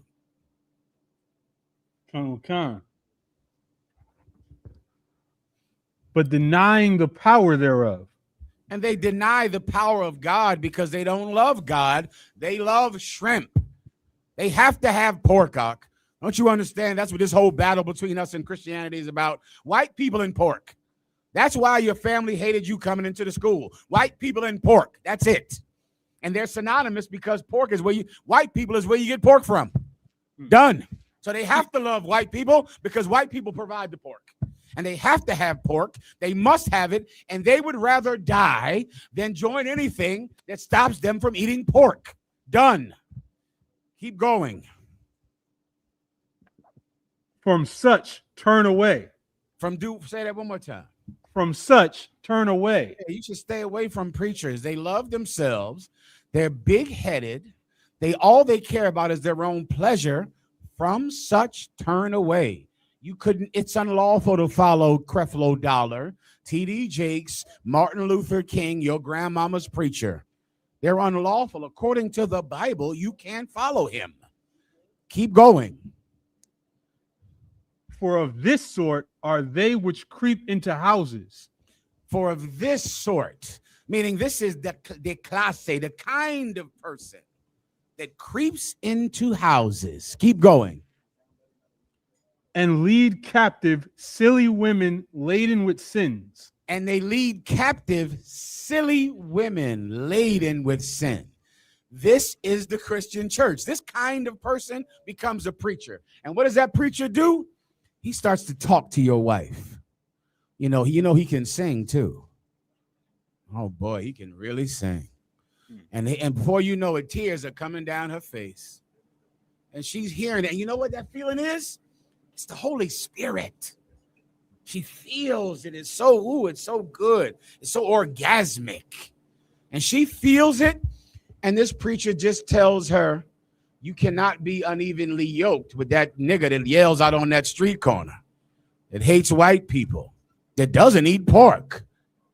And he begins to talk to your wife in such a sweet and tender way, a way just like she likes it up. Why? Because she's a stupid bitch, a woman. This little sweetie, she's sitting there. I can't say nothing. You done bring this daughter down here. I can't even speak freely now. She's so nice. Take some more money for stopping me from saying that word. Come on up, baby girl. Come on and get some more. Come on, this is for you. You helped me just now. Watch my language. Good job. Well done. Add that to the rest. Clap it up. All right. So now, women out there that I'm talking about, you know what I think of you. You know what I'm thinking about you. All right. You're the kind of woman that preachers can trick. You understand? Preachers cannot trick every woman out. There's so many women. One West women don't get played like that. But there's a kind of woman. What kind of woman? Read that again. Silly women. Read that again. Silly women. Silly women. Que la clase de mujer eres. What kind of woman are you? What kind of woman are you? Because a silly woman would follow a preacher. Why? Because he dresses nice. Because there's flowers up on the stage, because he has a piano, because he sings, because he lets everyone get up in the middle of church and dance. And you love to dance, don't you? Don't you like to shake that tail of yours? Oh, you can get in that church and shake it. You think that this man is a man of God because you're stupid. You're a stupid, silly woman. And silly women, brother, are a curse. They're a curse on this entire nation. Some stupid, silly woman that now we have to entrust our children with now. Why? Because you had sex with a stupid woman. That's why. And you were too stupid not to. So now here we go. And now she's creep. Now, because of that, there's some preachers.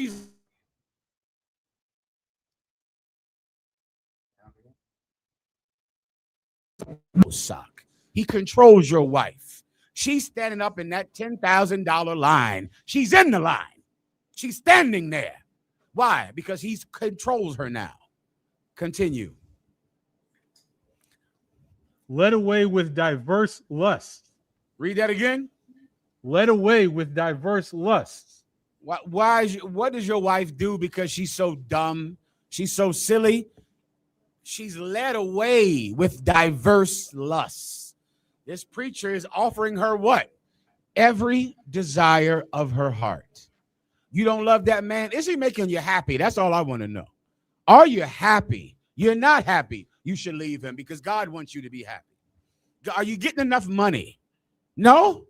Well, you need a high value man so you can have enough money. What I always wonder is with this women's liberation and women being so equal, How is it that women still expect you to pay all their bills in the middle of the equality? That doesn't surprise any of you sisters? You know that women have the right to vote and they're equal. And a woman, I'm equal to any man. I can do the job of any man that he can do. What do you want a man for? To pay every bill I have. That don't sound equal.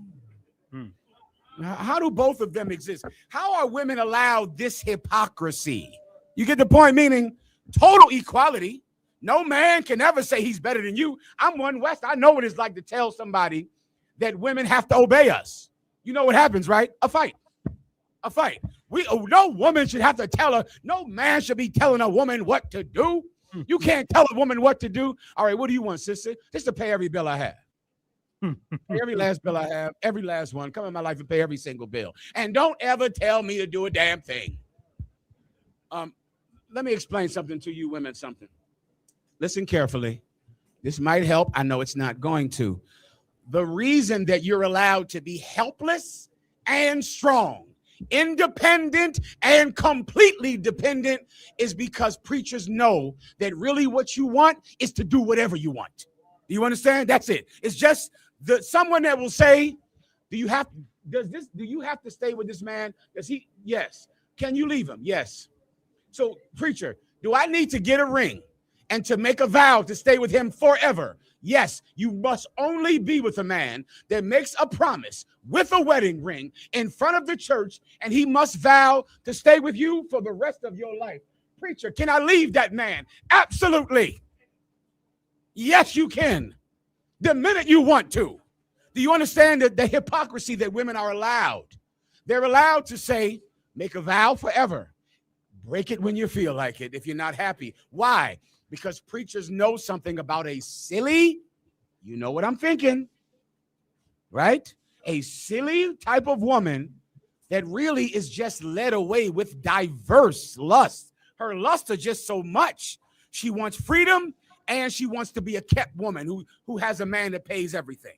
She wants both. She wants to never do what you tell her to do, and she absolutely wants you to defend her and stand up for her and die for her. All at once. She wants a promise to stay with each other for the rest of her life, and she wants to leave you the minute she's not happy. And the reason that women think that this is acceptable is because of preachers.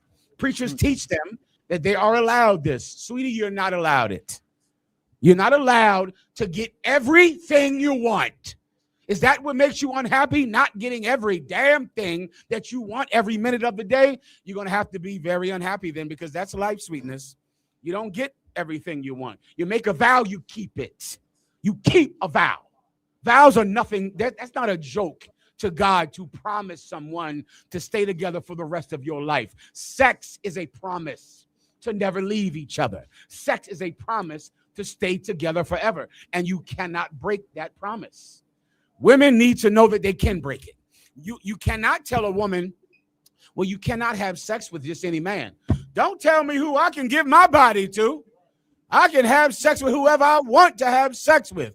Okay, sis, well, now that you had sex with him, you got to stay with him. Don't tell me who I got to stay with. Don't tell me that I have to keep having sex with him. So do you just want whatever you want to do? Okay, yes, that's what you want. You can't have it. You can't do whatever you want. Why do women think they can? Preachers. That's the point. I hope you're getting this. Preachers have creeped into your house and they have taught very silly women that they can have anything they want at any time. And it's because of preachers that this even sounds true, and that what I'm saying is so acceptable. What I just said about women, brother, is not strange. It is what is commonly believed. She absolutely can say, I'm not going to be with this man if he won't give me a ring. I have to have a ring. You're not going to give me a ring? Then I'm not going to be with you. Do I have my ring? I'm divorcing you. That is normal and not considered strange. Even the man doesn't go, well, why'd you want me to marry you then? What was all that? You forced me to marry you, right? You told me I had to get you the ring. You told me I had to sign the paperwork. Now you're leaving? Why did you even force me to do this? Even the brothers don't think it's strange. They think it's totally normal for some woman to pressure you into signing a marriage certificate and then pressure you and hand you divorce papers and tell you to sign them. Silly women do things like that, and preachers encourage it. Is there anything else? Sir, that's all on that. If you don't mind. Me gustaría una copa de hielo. Gracias. Sí. Gracias. We had a question in the room, sir. Ooh, I'm ready. Go ahead. Who's in the room? Come on, young boy. Let the young warrior come up. Who's in the room? Who's talking? Shalom Adawan Yahbashim Yahshabrakatah. All right. Give me one. He can come up. Just stand post right there for 1 second, warrior. Go ahead, out. Shalom. So officer out of headquarters Adawan. Shalom Adawan. Real quick, Adawan. I wanted to ask you a question concerning the recent ruling of the Supreme Court dealing with TPS for Haitians. Haitians have been here since 2000, right after the earthquake in 2010, and they've been here since. And recently, with the Biden administration, he allowed a certain amount of Haitians to also come over here. Of course, you know that they've been here way before that, but you're talking about in recent history, right? Go ahead. So 2010, and then recently under the Biden administration, there were more Haitians were granted temporary protected status, TPS. Now, recently, Donald Trump and the Supreme Court ruled in favor for them to be deported back to Haiti. Right. So, of course, definitely showing how our oppressors is diabolical for doing so. Now, the other side, as far as counseling Levi, that decision, how would you go about talking to Levi as far as the decision to deport them, so that they can? Are we speaking about a Levite that's in danger of being deported? Based on that Supreme Court decision. Yeah, a Levite that's in danger of being reported. First, you have to deal with his deportation. It is very difficult to teach anyone the truth who is in danger of losing food or water. You have to deal with his most present issue first. So like anyone, if you're a brother that's in danger of being deported, teaching them the truth when they might be deported tonight is not helpful. It's like trying to teach someone the truth who's starving. You're going to have to feed them first. That's what the Bible says. First, you take care of their most present issue, which is food and water. The same thing with being deported. You're trying to teach Haitians, brother, the best way to bring Haitians in this school is to solve their deportation problem. Do that for them. Now, you want loyalty, brother, save someone's life. That's where it comes from. I'm telling you straight up and down. You have to show people, show those Haitians that you're the way that they don't get deported. You're a sanctuary to Haitians that are in danger of being deported. And now you find a way. You find the underground railroad for Haitians, Ak. That's what you're going to have to do. That's what the Hispanics need. That's what the Haitians need. You need the underground railroad. They're going to hate you now, but history will call you heroes. And you know that from women and brothers who did it in the past. There was a time, brother, that blacks here in America needed some white person to help them make their way to Canada, make their way to Chicago, make their way to New York. And they were hated. They were vilified. They had to hide. They put stars on their houses, hung blankets out on clotheslines with stars on the clothesline. So a slave could know this is the way north. And they would sneak and they would do it, and it was dangerous. And now history calls them heroes. Don't you know you're in the time of Eros right now? You're in the time of heroes. And the Haitians need a hero. I wouldn't teach some Haitian, about, the law that's about to be arrested and killed tomorrow. What I would do is solve his deportation problem, and then he's going to do whatever I tell him to do. Then when I give him the law, he takes it earnestly because he knows I represent God now because I saved his life. That is how you inspire loyalty. That's how you get people to follow you up. They're going to have to see that you risk your life for them. And then now they follow you. Now you tell them about God. Tell them about the law, and they absolutely will obey. You understand, Levi? Anything else, Levi? One more thing, sir. Can you hear me out of one? Hear you fine. Come on, sir. Real quick, out of one. In Revelation 9:1, who is the star that fell from heaven? If I may Let me hear read that. it. Jog my memory a taste if you don't mind. It's in Revelation 9 and Revelation 20. I'll read it for you real quick, sir. Please. Revelation 9:1. And the fifth angel sounded, and I saw a star fall from heaven unto the earth, and to him was giving the key of the bottomless pit. Mm-hmm. Verse That 2. star right there is speaking about, I believe, a Balawan, which means destroyer. I think I'm mispronouncing that. Is that right there, Levi? Are you talking? That might be in Hebrew. Is this the? Go ahead. Are you talking about Abaddon, which is called Apollyon? Which is the destroyer? Is that where we're reading from? Sir. No, not sure if it's the destroyer there. Yes, sir.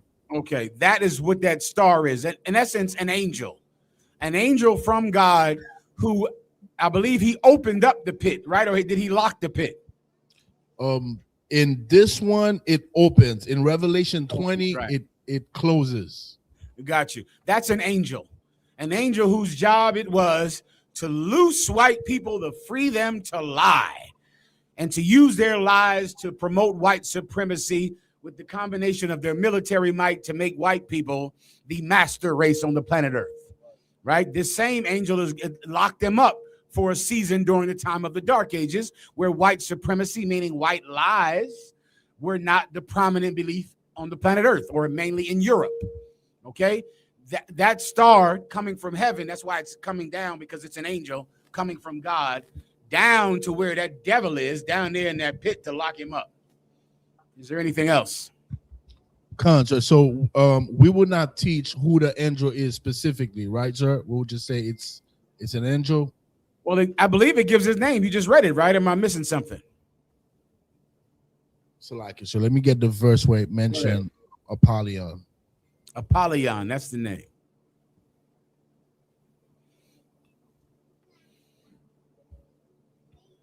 In verse 11, out of one, it says, and they had a king over them, which is the angel of the bottomless pit, whose name in the Hebrew tongue is Abaddon, but in the Greek tongue has his name Apollyon. Right. Now you just got to read down and just tell me, is this the same? Is it saying a star from heaven and he opened up the damn pit? The one that opened that star is this angel. He comes from God. His name is Abaddon in the Hebrew, Apollyon in the Greek, and he's in charge of locking them up and then unlocking them. Right? He's not one of the major angels that the Bible speaks about, one of the archangels, but he works for the Most High God nonetheless, just like Satan. Shaitan in the Hebrew is an angel that works for God. So would that be Satan, sir? I believe Abaddon is Satan. I would never teach it as Satan, because it could just say Satan. And there are precepts that say Satan. In the book of Thessalonians, it speaks about Satan, whose work is after the coming of Satan, right? This doesn't say Satan. It says an angel named Abaddon. And that's what we teach. An angel named Abaddon. Sir. No sweat. Hay algo más? Anything else? Question? Oh, young brother, let's hear it. What's your question, warrior? I have a quick question. Please. So when Jesus Christ comes back and he's gonna slaughter white people for all the evil they've done, are we gonna be able to do the same thing to them? Yes, we will. Except you don't want to think about it like slaughtering. You want to think about it like justice. Do you understand? There's a punishment in the Bible. There's many punishments, right? One of those punishments is death, right? For the most grievous crimes. For something terrible like molesting a child or hurting a child or assaulting a woman or taking someone's life unjustly, the punishment for those crimes is death. So what you're reading about in the Bible is a punishment. Like, it's not arbitrary, just killing people for the joy of killing people. It's a punishment. And white people are absolutely going to be punished. And if their crimes are worthy of death, then they will pay the price for their crime. You understand? Now you seem a big and strong to give some money to. Seem like you need a job.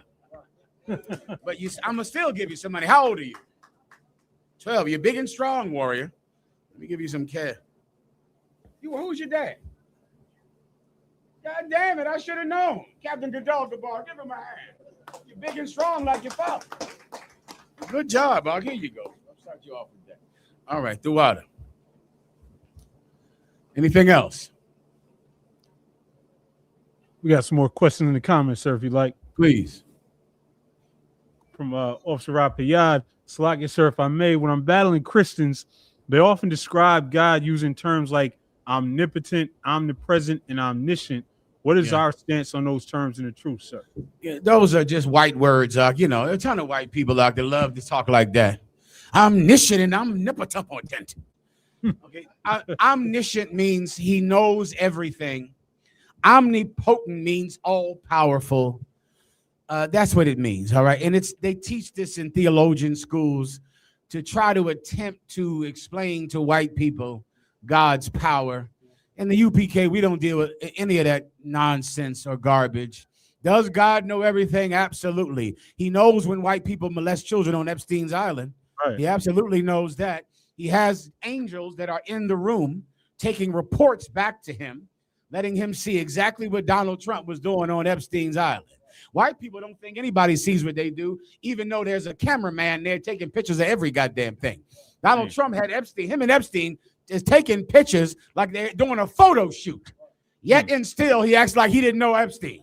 He had nothing to do with Epstein. There were angels in that room if there was no photographer there. Seeing what you do, seeing every evil act that you do, an angel is there watching it. That's how God knows everything. Is God all powerful? Absolutely. He's the ultimate power, more powerful than Donald Trump, more powerful than the white man's military, more powerful than preachers, more powerful than corrupt police officers. He absolutely is all powerful. But that's the UPK way to understand it. You understand? Yes, sir. Good. Lo entiendes? Yes, sir. Anything else? Question from John Smith. Go Shalom, ahead. Yahweh Shabrak. That name doesn't sound like a real name right there. I think that's President Donald Trump right there. President, this is from John Smith. All right, John Smith. Let's hear your question. He says, Salakia Adawan, if I may, if possible, can I get a general breakdown on Genesis 3 and 15? Christianity is using the scripture to say Mary had seed. No problem. Go ahead and read it for the brother. Genesis 3 and 15. And I will put enmity between thee and the woman, and between thy seed and her seed. It shall bruise thy head, and thou shalt bruise his heel. I got you. Do women have seed? Absolutely. After I plant one in them, like I did to many women. All right. Some of y'all pregnant from this class right now. Single women. Okay. And don't ask me for any money, because I'm tapped out. They broke me. All right. But the point I'm trying to make is women absolutely have seeds because they carry a man's seed. I shouldn't have to teach this. Some things I don't like teaching. It bothers me to this day. Are you saying that I have to teach that women have to have sex to have babies? Okay. That's what I still got to do? I've been doing it too long. Okay, everybody, hold on to your hats.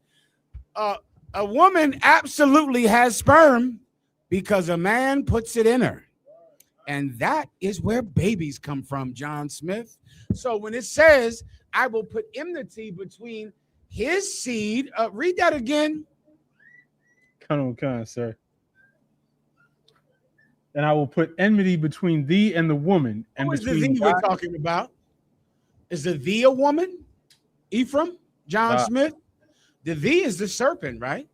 The serpent is a man, right? The serpent has seed. The serpent is not a woman. I will put enmity between the serpent's seed and your seed, Eve. This woman absolutely has seed because a man puts it in her, right? He puts seed in her. They're called sperm, brothers and sisters. We've got to go to school.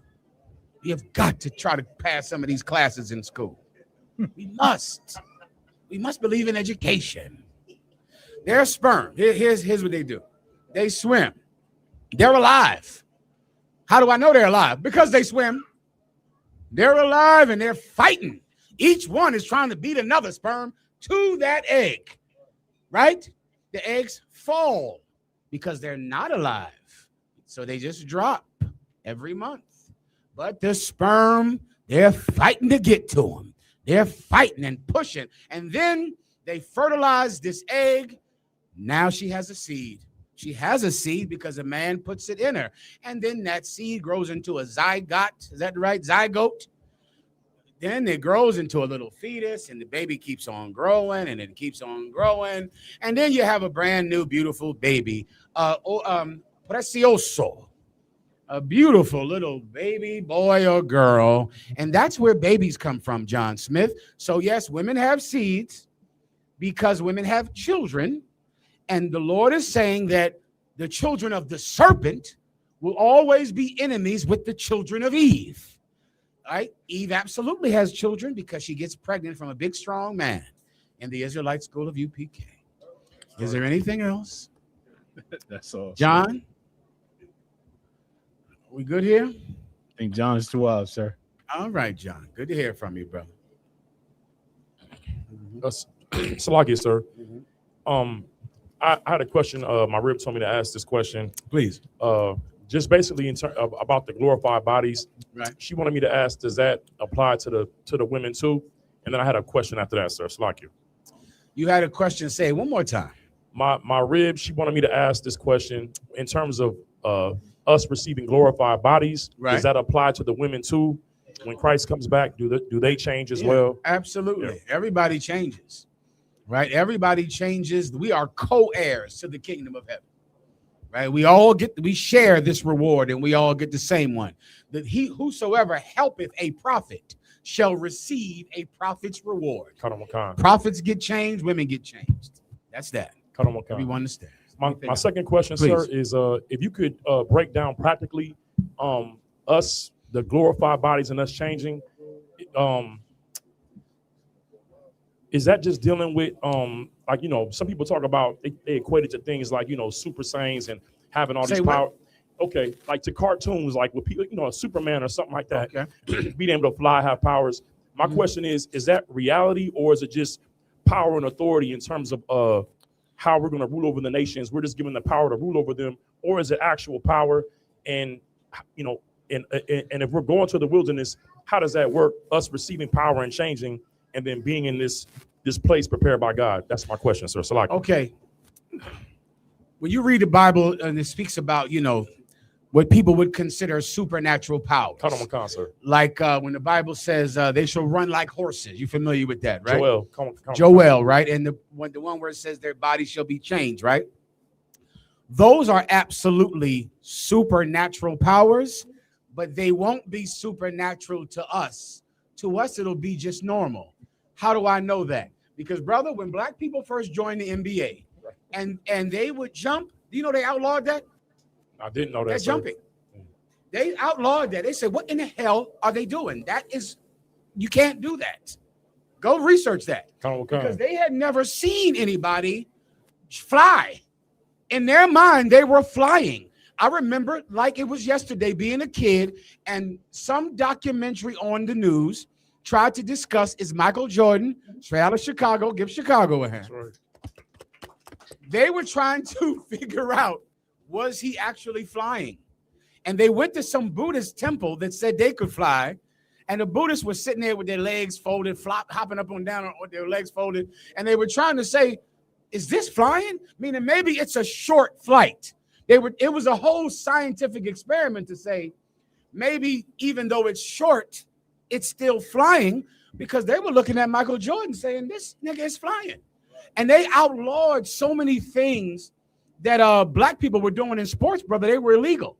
And then they sent the Harlem Globetrotters all around the world to show people doing something that ain't basketball.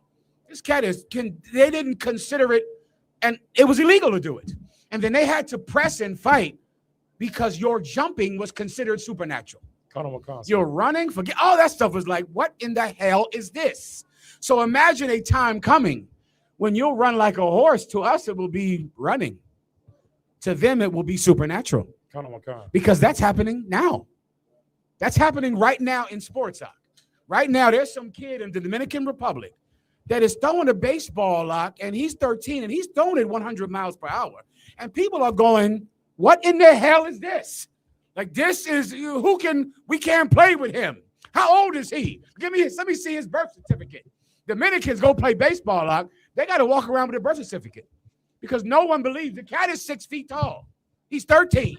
He throws a ball 100 miles per hour, and the umpire wants to see that birth certificate every time he plays because his power is supernatural to them. You understand? That's what it'll be like in the kingdom of heaven now. It will become, our bodies will be changed. You think we're jumping now? Jesus Christ. You think we run fast now? You think we're strong now? Stand by. The water, sir. Anything else? Go ahead.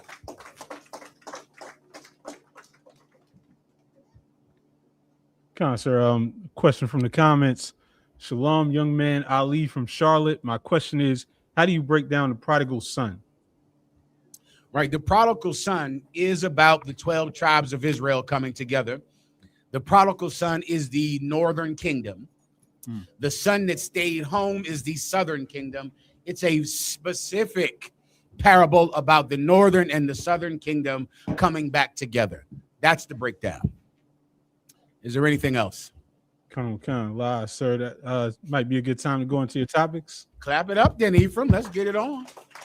The water. We got this video here first.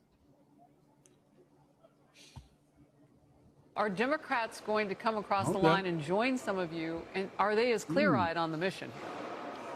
I hope so. Americans work 5 days a week. The minimum we ought to work is 7 days a week. I'm a business guy. As business people, I have to work every day. We need to work every day to get this stuff done. Ephraim, stand by 1 second. Yes, sir. Clap it up for Sister Kasala out of Texas. Clap it up for her. She just gave me a beautiful word I'll type down. She gave me a better word to say instead of that word I like to say. She said I should say pendejas. Pendejas. That, when I say that, I'm talking about, you know who I'm talking about. I'm talking about you. All right? Pendejas. Gracias, Kasala out of Texas. Give her a hand. Pendejas. Go ahead. Come on, sir. Going to come across the line and join some of you, and are they as clear-eyed on the mission? I hope so. Americans work 5 days a week. The minimum we ought to work is 7 days a week. I'm a business guy. Listen now. I hope that didn't go over your head. This is a United States senator. He's in charge of the Congress right now as we speak. I want you to listen very carefully to what he's saying and to the world white people want to build. You Christians want to live in this white world, don't you? You want white people to be your God. You want white people to be your Jesus. You want all of us to pattern ourselves after white people. Well, this is the kind of world white people are creating. Play it again. Listen carefully. Across the line and join some of you, and are they as clear-eyed on the mission? I hope so.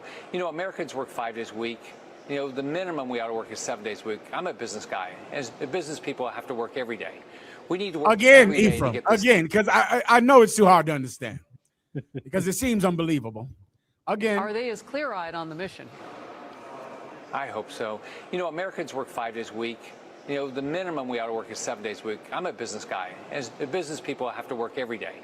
We need to work every day to get this stuff done. That's enough, Ephraim. Yes, sir.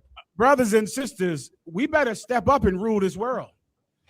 This white man said people are working 5 days a week. The minimum is 7. Are there more days than 7? Minimum? What's the maximum? 10 days a week? There's only 7 days in a week. You're lazy. And now you understand that whole concept of blacks and Latinos are lazy. You know why we're lazy? Because we asked for Sunday off. They was like, what? These lazy bastards, Sunday off. You shiftless? What's your problem? The minimum you should work is the maximum. The minimum is 7 days a week. Is this the world you want to raise your children in? Where he's in charge? You know what the biggest problem? What's that brother that the cops just shot? No, not the cops. The one that went on a boat. Nolan Wells, right? Let me tell you the biggest thing about the Nolan Wells story, which is what you should understand with every subsequent story that will come after Nolan Wells, is the problem is all of us know that boy was murdered. All of us understand that they're guilty. All of us know it was wrong with what happened in Baltimore to Freddie Gray and to all of the blacks and Latinos that have been murdered. When you saw ICE agents coming and arresting grandmothers and shooting people, all of us knew it was wrong, right? Here's the problem. None of us are in charge to make that decision. And that's the problem. The problem is we sit here looking at senators hoping they will see the truth, and they never do. We're hoping that some good judge will see what happened with Nolan Wells. Will some good person see what happened with Eric Gardner? Will some good person who sits in power see what happened with Fernando Castillo? We're hoping. We all sit back and hope, and it never happens. There is only one solution. Blacks and Latinos have to rule the world. We have to be the ones that decide who's guilty, who lives, and who dies, because we will make a good decision. This is who is in charge right now. Someone that is saying, really, the minimum you should work is 7 days a week. That's who's in charge right now. Anything else, Ephraim? Sir, speaking of the world with them in charge. Senior child protection officer has suggested that low-risk paedophiles shouldn't be sent to jail. Chief Constable Simon Bailey says lower-level offenders should be given counselling and rehabilitation. Instead, he joins us now. Good morning to you. At front page of the Times News. Let me give a preamble. This is over there in the UK. Shout out to Captain Karathia, the brothers out in the UK. Well, here's the inevitability of the LGBT movement and sexual preference and being understanding of everyone's sexual desires. Over in the UK, they are teaching that really we should stop arresting these pedophiles, which we call pedophiles in America, because there's just too damn many of them. There's just too many. The prison system in the UK can't handle it. Do you understand? Because that is how many white men are child molesters. They're going to shut down the prison system in the UK. I'm going to play it now that you understand. Keep going. Play from the top. Britain's most senior child protection officer has suggested that low-risk paedophiles shouldn't be sent to jail. Chief Constable Simon Bailey says lower-level offenders should be given counselling and rehabilitation. Instead, he joins us now. Good morning to you. At front page of the Times newspaper this morning. What do you mean by this? And some people concerned that perhaps this gives the wrong message. Well, I think there's a very, very clear message that I'm giving today. The police service working with the National Crime Agency has never been so robust in this field. We are arresting over 400 men every month. We are safeguarding over 500 children every month as a result of targeting those people that would view indecent imagery of children. But the fact is, we are simply becoming inundated with a number of referrals that we are having to deal with and the number of cases that our child protection teams are now having to cope with. And we have sophisticated risk assessment tools. Brother, you know who made this recommendation? The person in charge of child protection. And he said the lowest level of child predator, meaning, I guess if you just put one finger in, that's all right.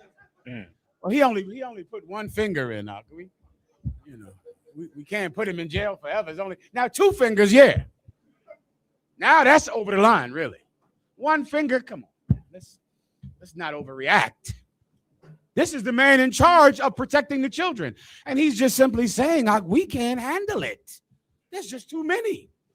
If you put one finger in, let's just, fine him or something like that. Let him stay home because they can't handle it.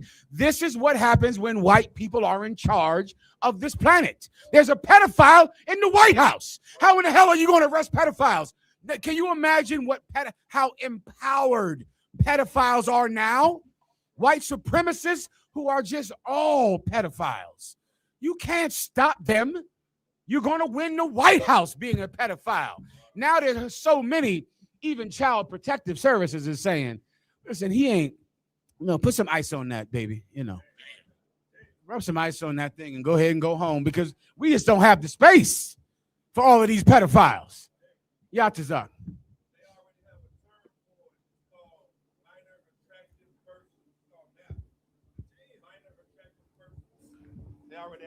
I'm flabbergasted once again. I've never heard of that term in my life. Minor attracted person already has a name. Well, there you go. That's how it begins. Let me tell you something, brother. Not so in my house. Everybody understands.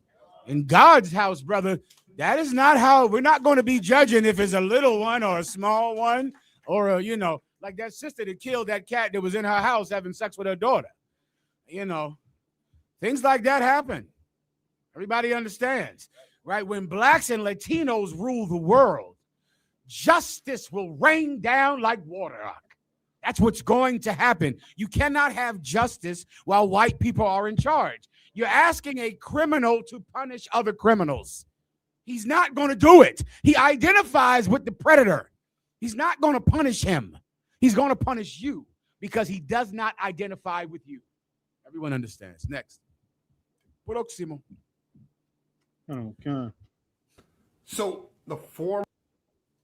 We have this clip on the former police chief in charge of intelligence in D.C. Jesus Christ. Go ahead. So the former police chief in charge of intelligence for D.C. was found guilty 4 hours ago of passing information to the Proud Boys before January 6th. Listen, that's all you need for that. That's exactly what happened on January 6th. That the police were absolutely working with the Proud Boys because the Proud Boys are in the police department. And so they're opening the doors, opening the gates, telling the Proud Boys when to come in, where to come in at. How in the hell are you going to trust the police to help and to protect and serve when the police are criminals? They're in the mob of people who are storming the Capitol. They're in it. So now you're expecting these cops, what? To protect you, to help you? And that is the stupidest job in the world. I've never seen a more entitled, disgusting group of people than crooked police officers. Let me tell you how stupid it is to be a cop when you're a crooked cop, not a good cop. Because according to the Bible, there are good cops. But there are just too many goddamn crooked and stupid cops. The police department is the only job where they expect you to do it.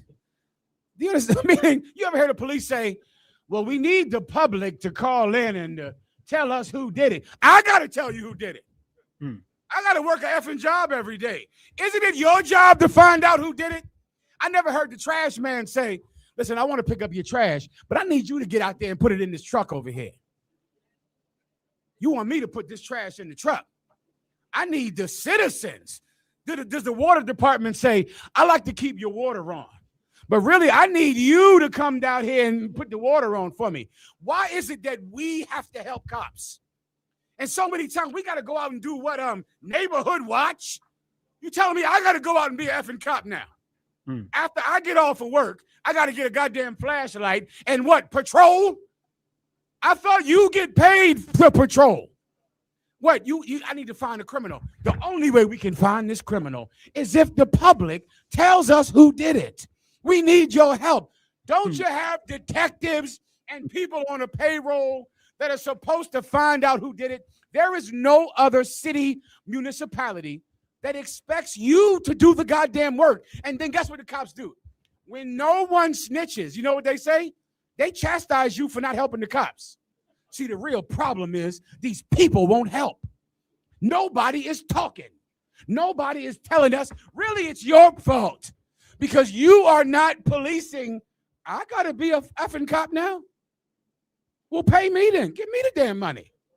You want me to be a cop? Then give me the goddamn paycheck. You mean you keep the paycheck? I get a flashlight and walk around in the alleyways of my damn neighborhood looking for clues like a Columbo? I'm going to see. I'm out here. I work for the cop. Now I'm CSI. You're the cop.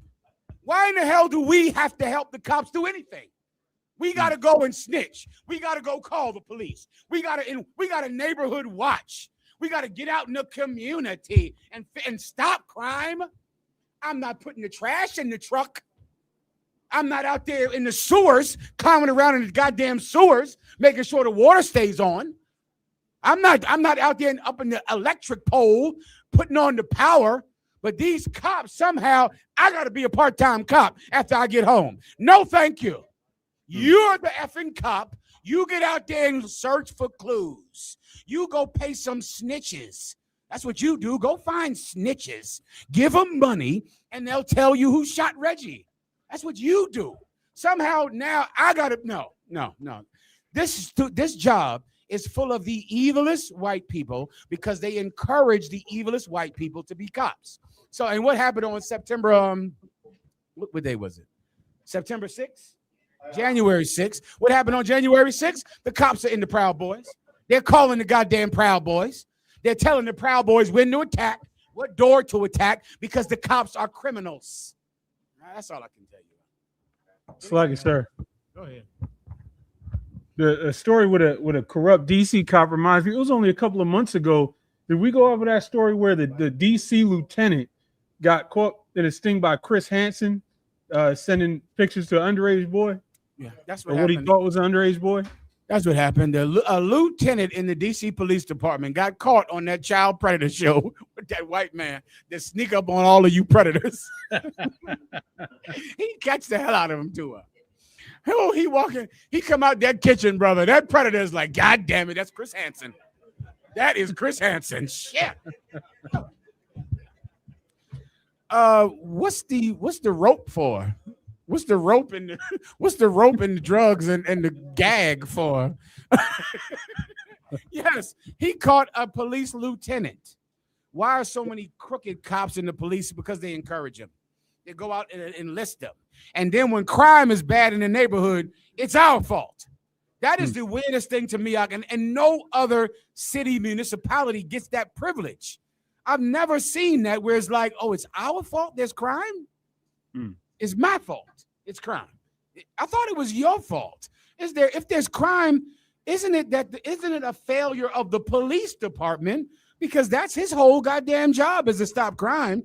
But if there's crime, it's our fault. We're failures as a people. We're failing as parents because there's crime. Are we failures because the power got shut off during the last storm? Do we say, damn it, there was a storm and the power lines failed? We got to be better as a people to keep our power lines up. If somebody's getting paid about $150,000 a year to stop crime, they're getting overtime. These filthy cops get overtime to sit in the car and sleep. And the minute that there's crime, you can't stop this crime. The public won't help us. The public won't step up. You do it. You do it. Anything else? So I got that clip if you want it from Go ahead and play it. Yes, sir.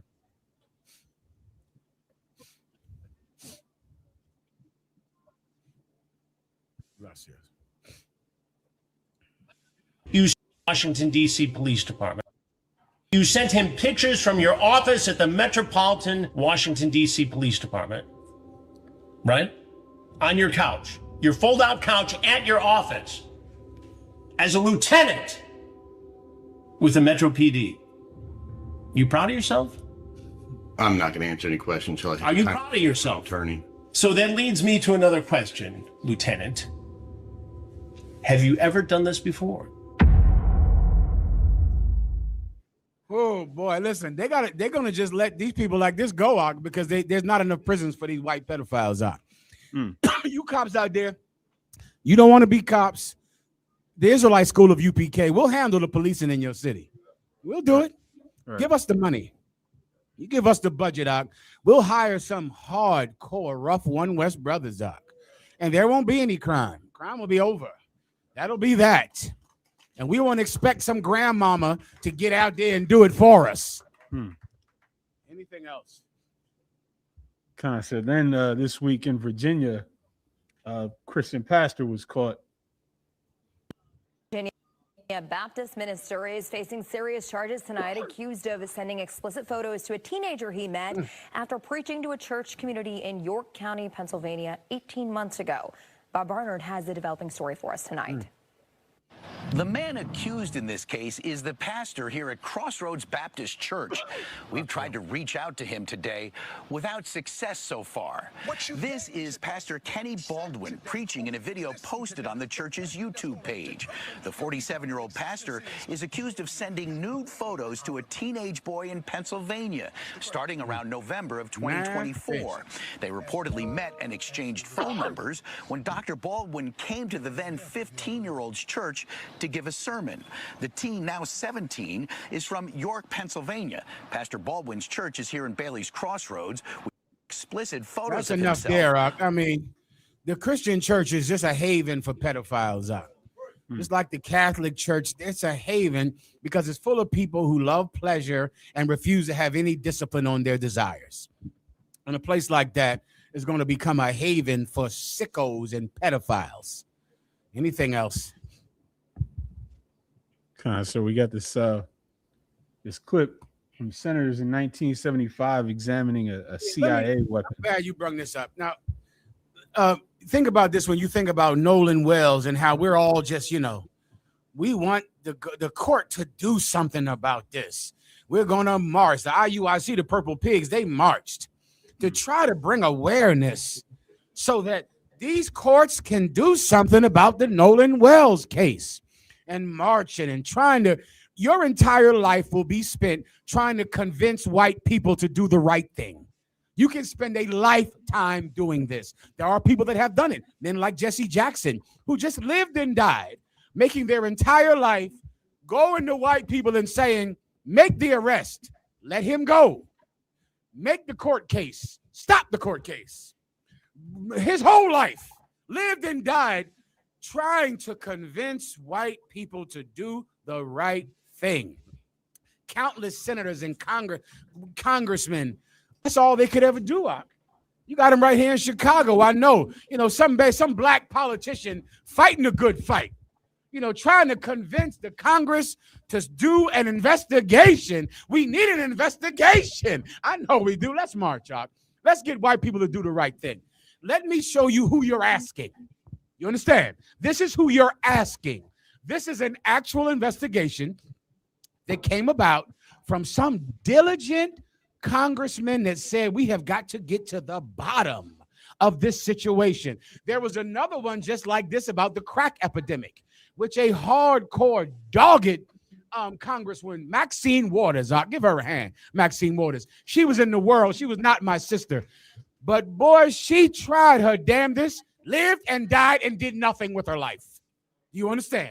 Did absolutely nothing with her life because her entire life was trying to convince white people to do the right thing. She pressed Congress to have a hearing about the crack epidemic. In the hearing, it got revealed that Ronald Reagan sold drugs and started the crack epidemic out of California to fund a war in Central America. It came out in the hearing. Who went to jail? Not a goddamn person. Who got arrested? No one. But Maxine Waters, she was in there trying to convince white people to do what's right. The IUIC is out there trying to convince the mayor, trying to convince the chief of police. You have to do what's right. You need to set up. We need an investigation. I've heard that word I don't know how many years. Somebody needs to investigate this. Well, here's an investigation that happened in the 70s. Look at what they found out. Go ahead, play it.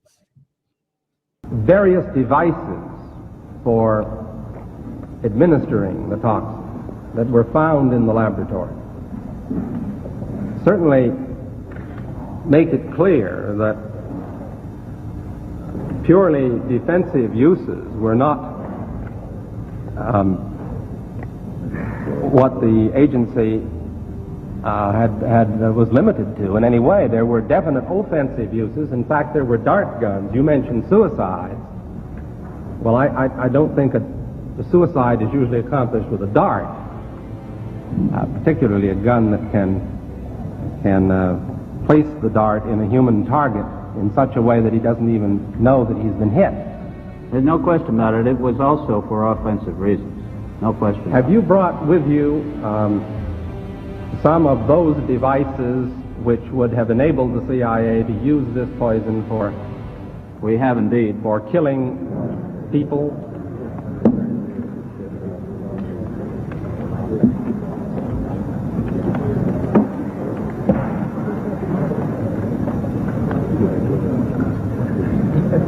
Don't point it at me. I wonder if could you roll that over?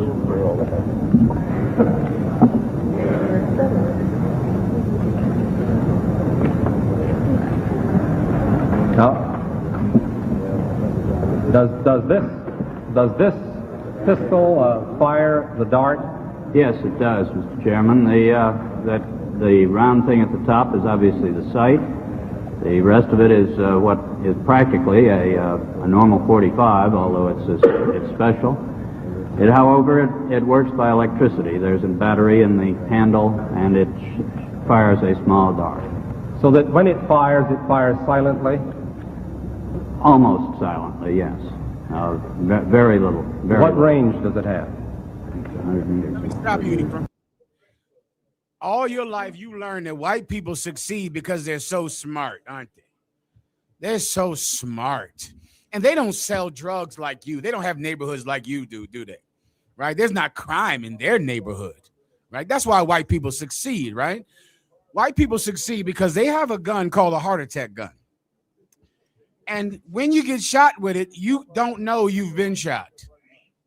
It works on electricity, and you have a heart attack. And you drop dead of a heart attack. And then they control your industry, your government, your power plant. You have a plant where there's a union leader trying to press for you to work less than 7 days a week. All of a sudden, you know what happens to him? Boy, Joe had a heart attack last week. The union, I guess we're not going to have a union down here at the plant in Chicago and Waukegan, right? I guess we're not going to unionize the plant down here anymore. Joe had a heart attack. Joe got shot with a heart attack gun. And that's why white people rule the world. Not because they're so smart, but because they are blessed with the sword. They are better murderers than anyone else. And there are people right now who would mourn their father, who was a labor leader, who was some immigrant, or who was trying to organize the migrants in the fields, who are picking strawberries and cabbage, trying to make them come together, trying to help blacks and Latinos, trying to help the Haitians when the Haitians needed help. You know what happened to him? Came up with a heart attack, General Cabal. So, well, I guess we'll have to wait to unionize. Now, General Cabal. If they throw a little sound effect, and they pop you, and your name is Charlie Kirk or what have you. Here we go, General Cabal. That's it. Here we go. Give him a hand for Charlie Kirk. All right, General Yohana said, never give white people the benefit of the doubt. Just guess about something crazy and just assume they did it. That's all. Just say, well, they must have did it. Yeah, they killed Charlie Kirk. Why not? Why wouldn't they? When was this heart attack gun? When they have this? When was that? It was damn near black and white. It would look old to me. It looked like the 70s to me. Whew. Lord have mercy. 75.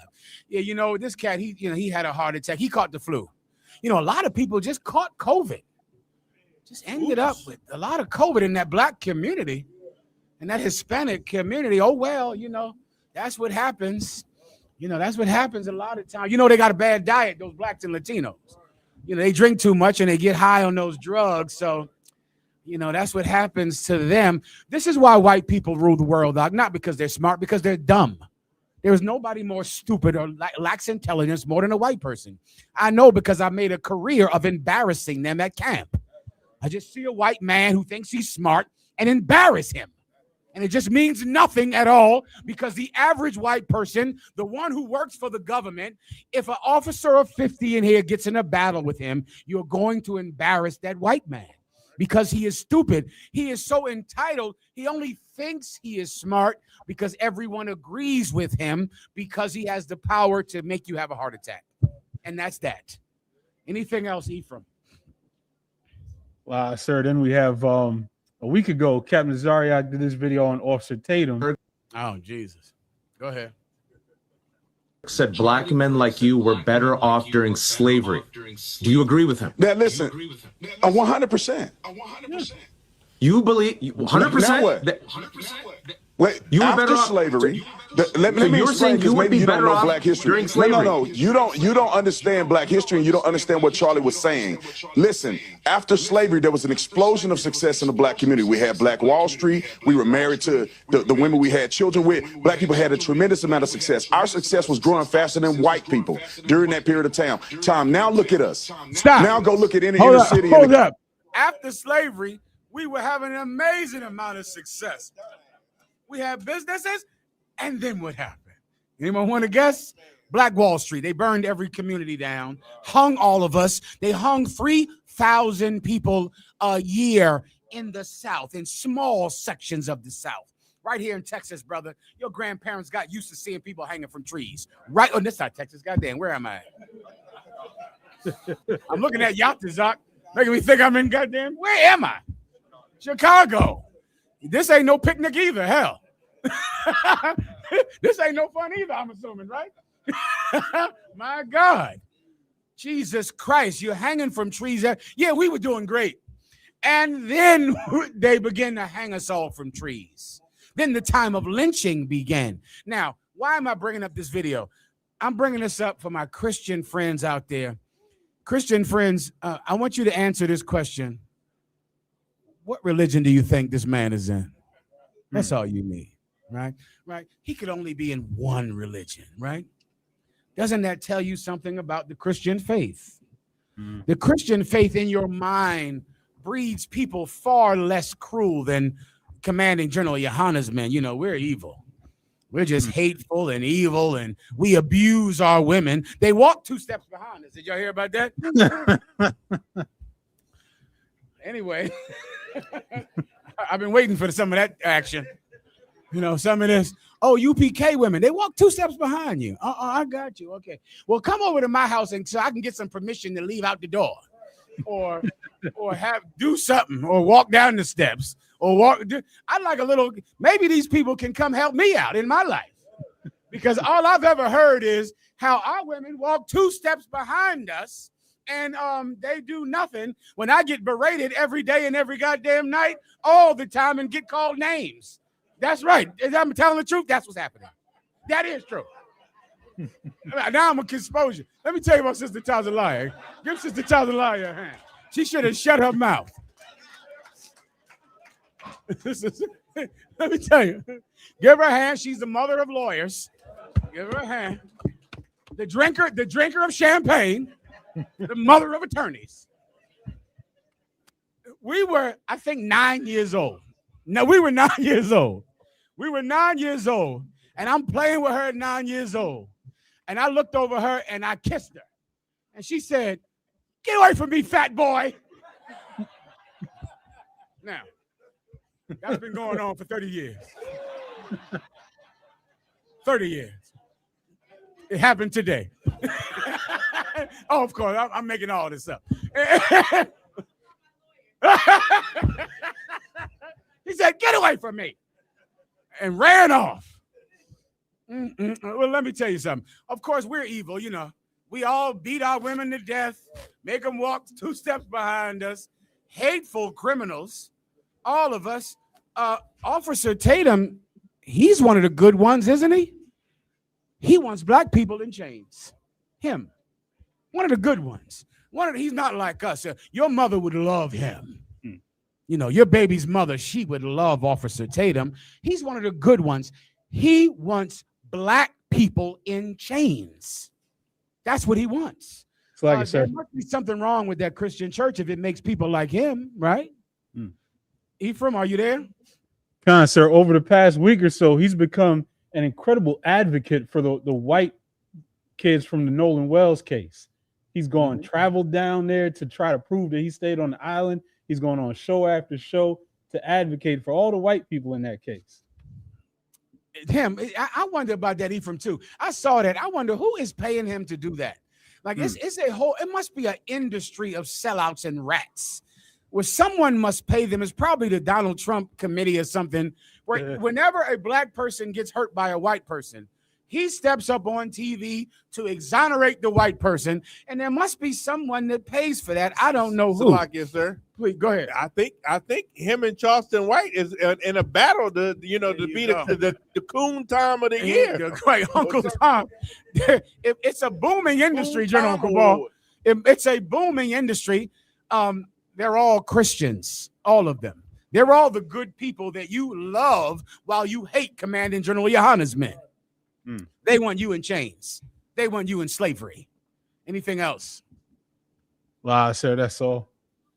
Good to go. We done here? Yes, sir. Go ahead. With that, who am I giving the class to? With that, clap it up. Karafia, correct? Akaria, give him a hand. We're going to do a courtesy salute to the teacher. Men of Israel, Majum, me stand. Men of Israel, Amajum Shabbat, Amajum Barak. Yahweh Shem Yahushua Barakatam. That's my talk. Sorry, turn face sisters. Tell them to stand. Majum means stand. Men of Israel, Imam Shabbat, Amajum Barak. Yahweh Shema Shem Yahushua. Yazmatar, class dismissed.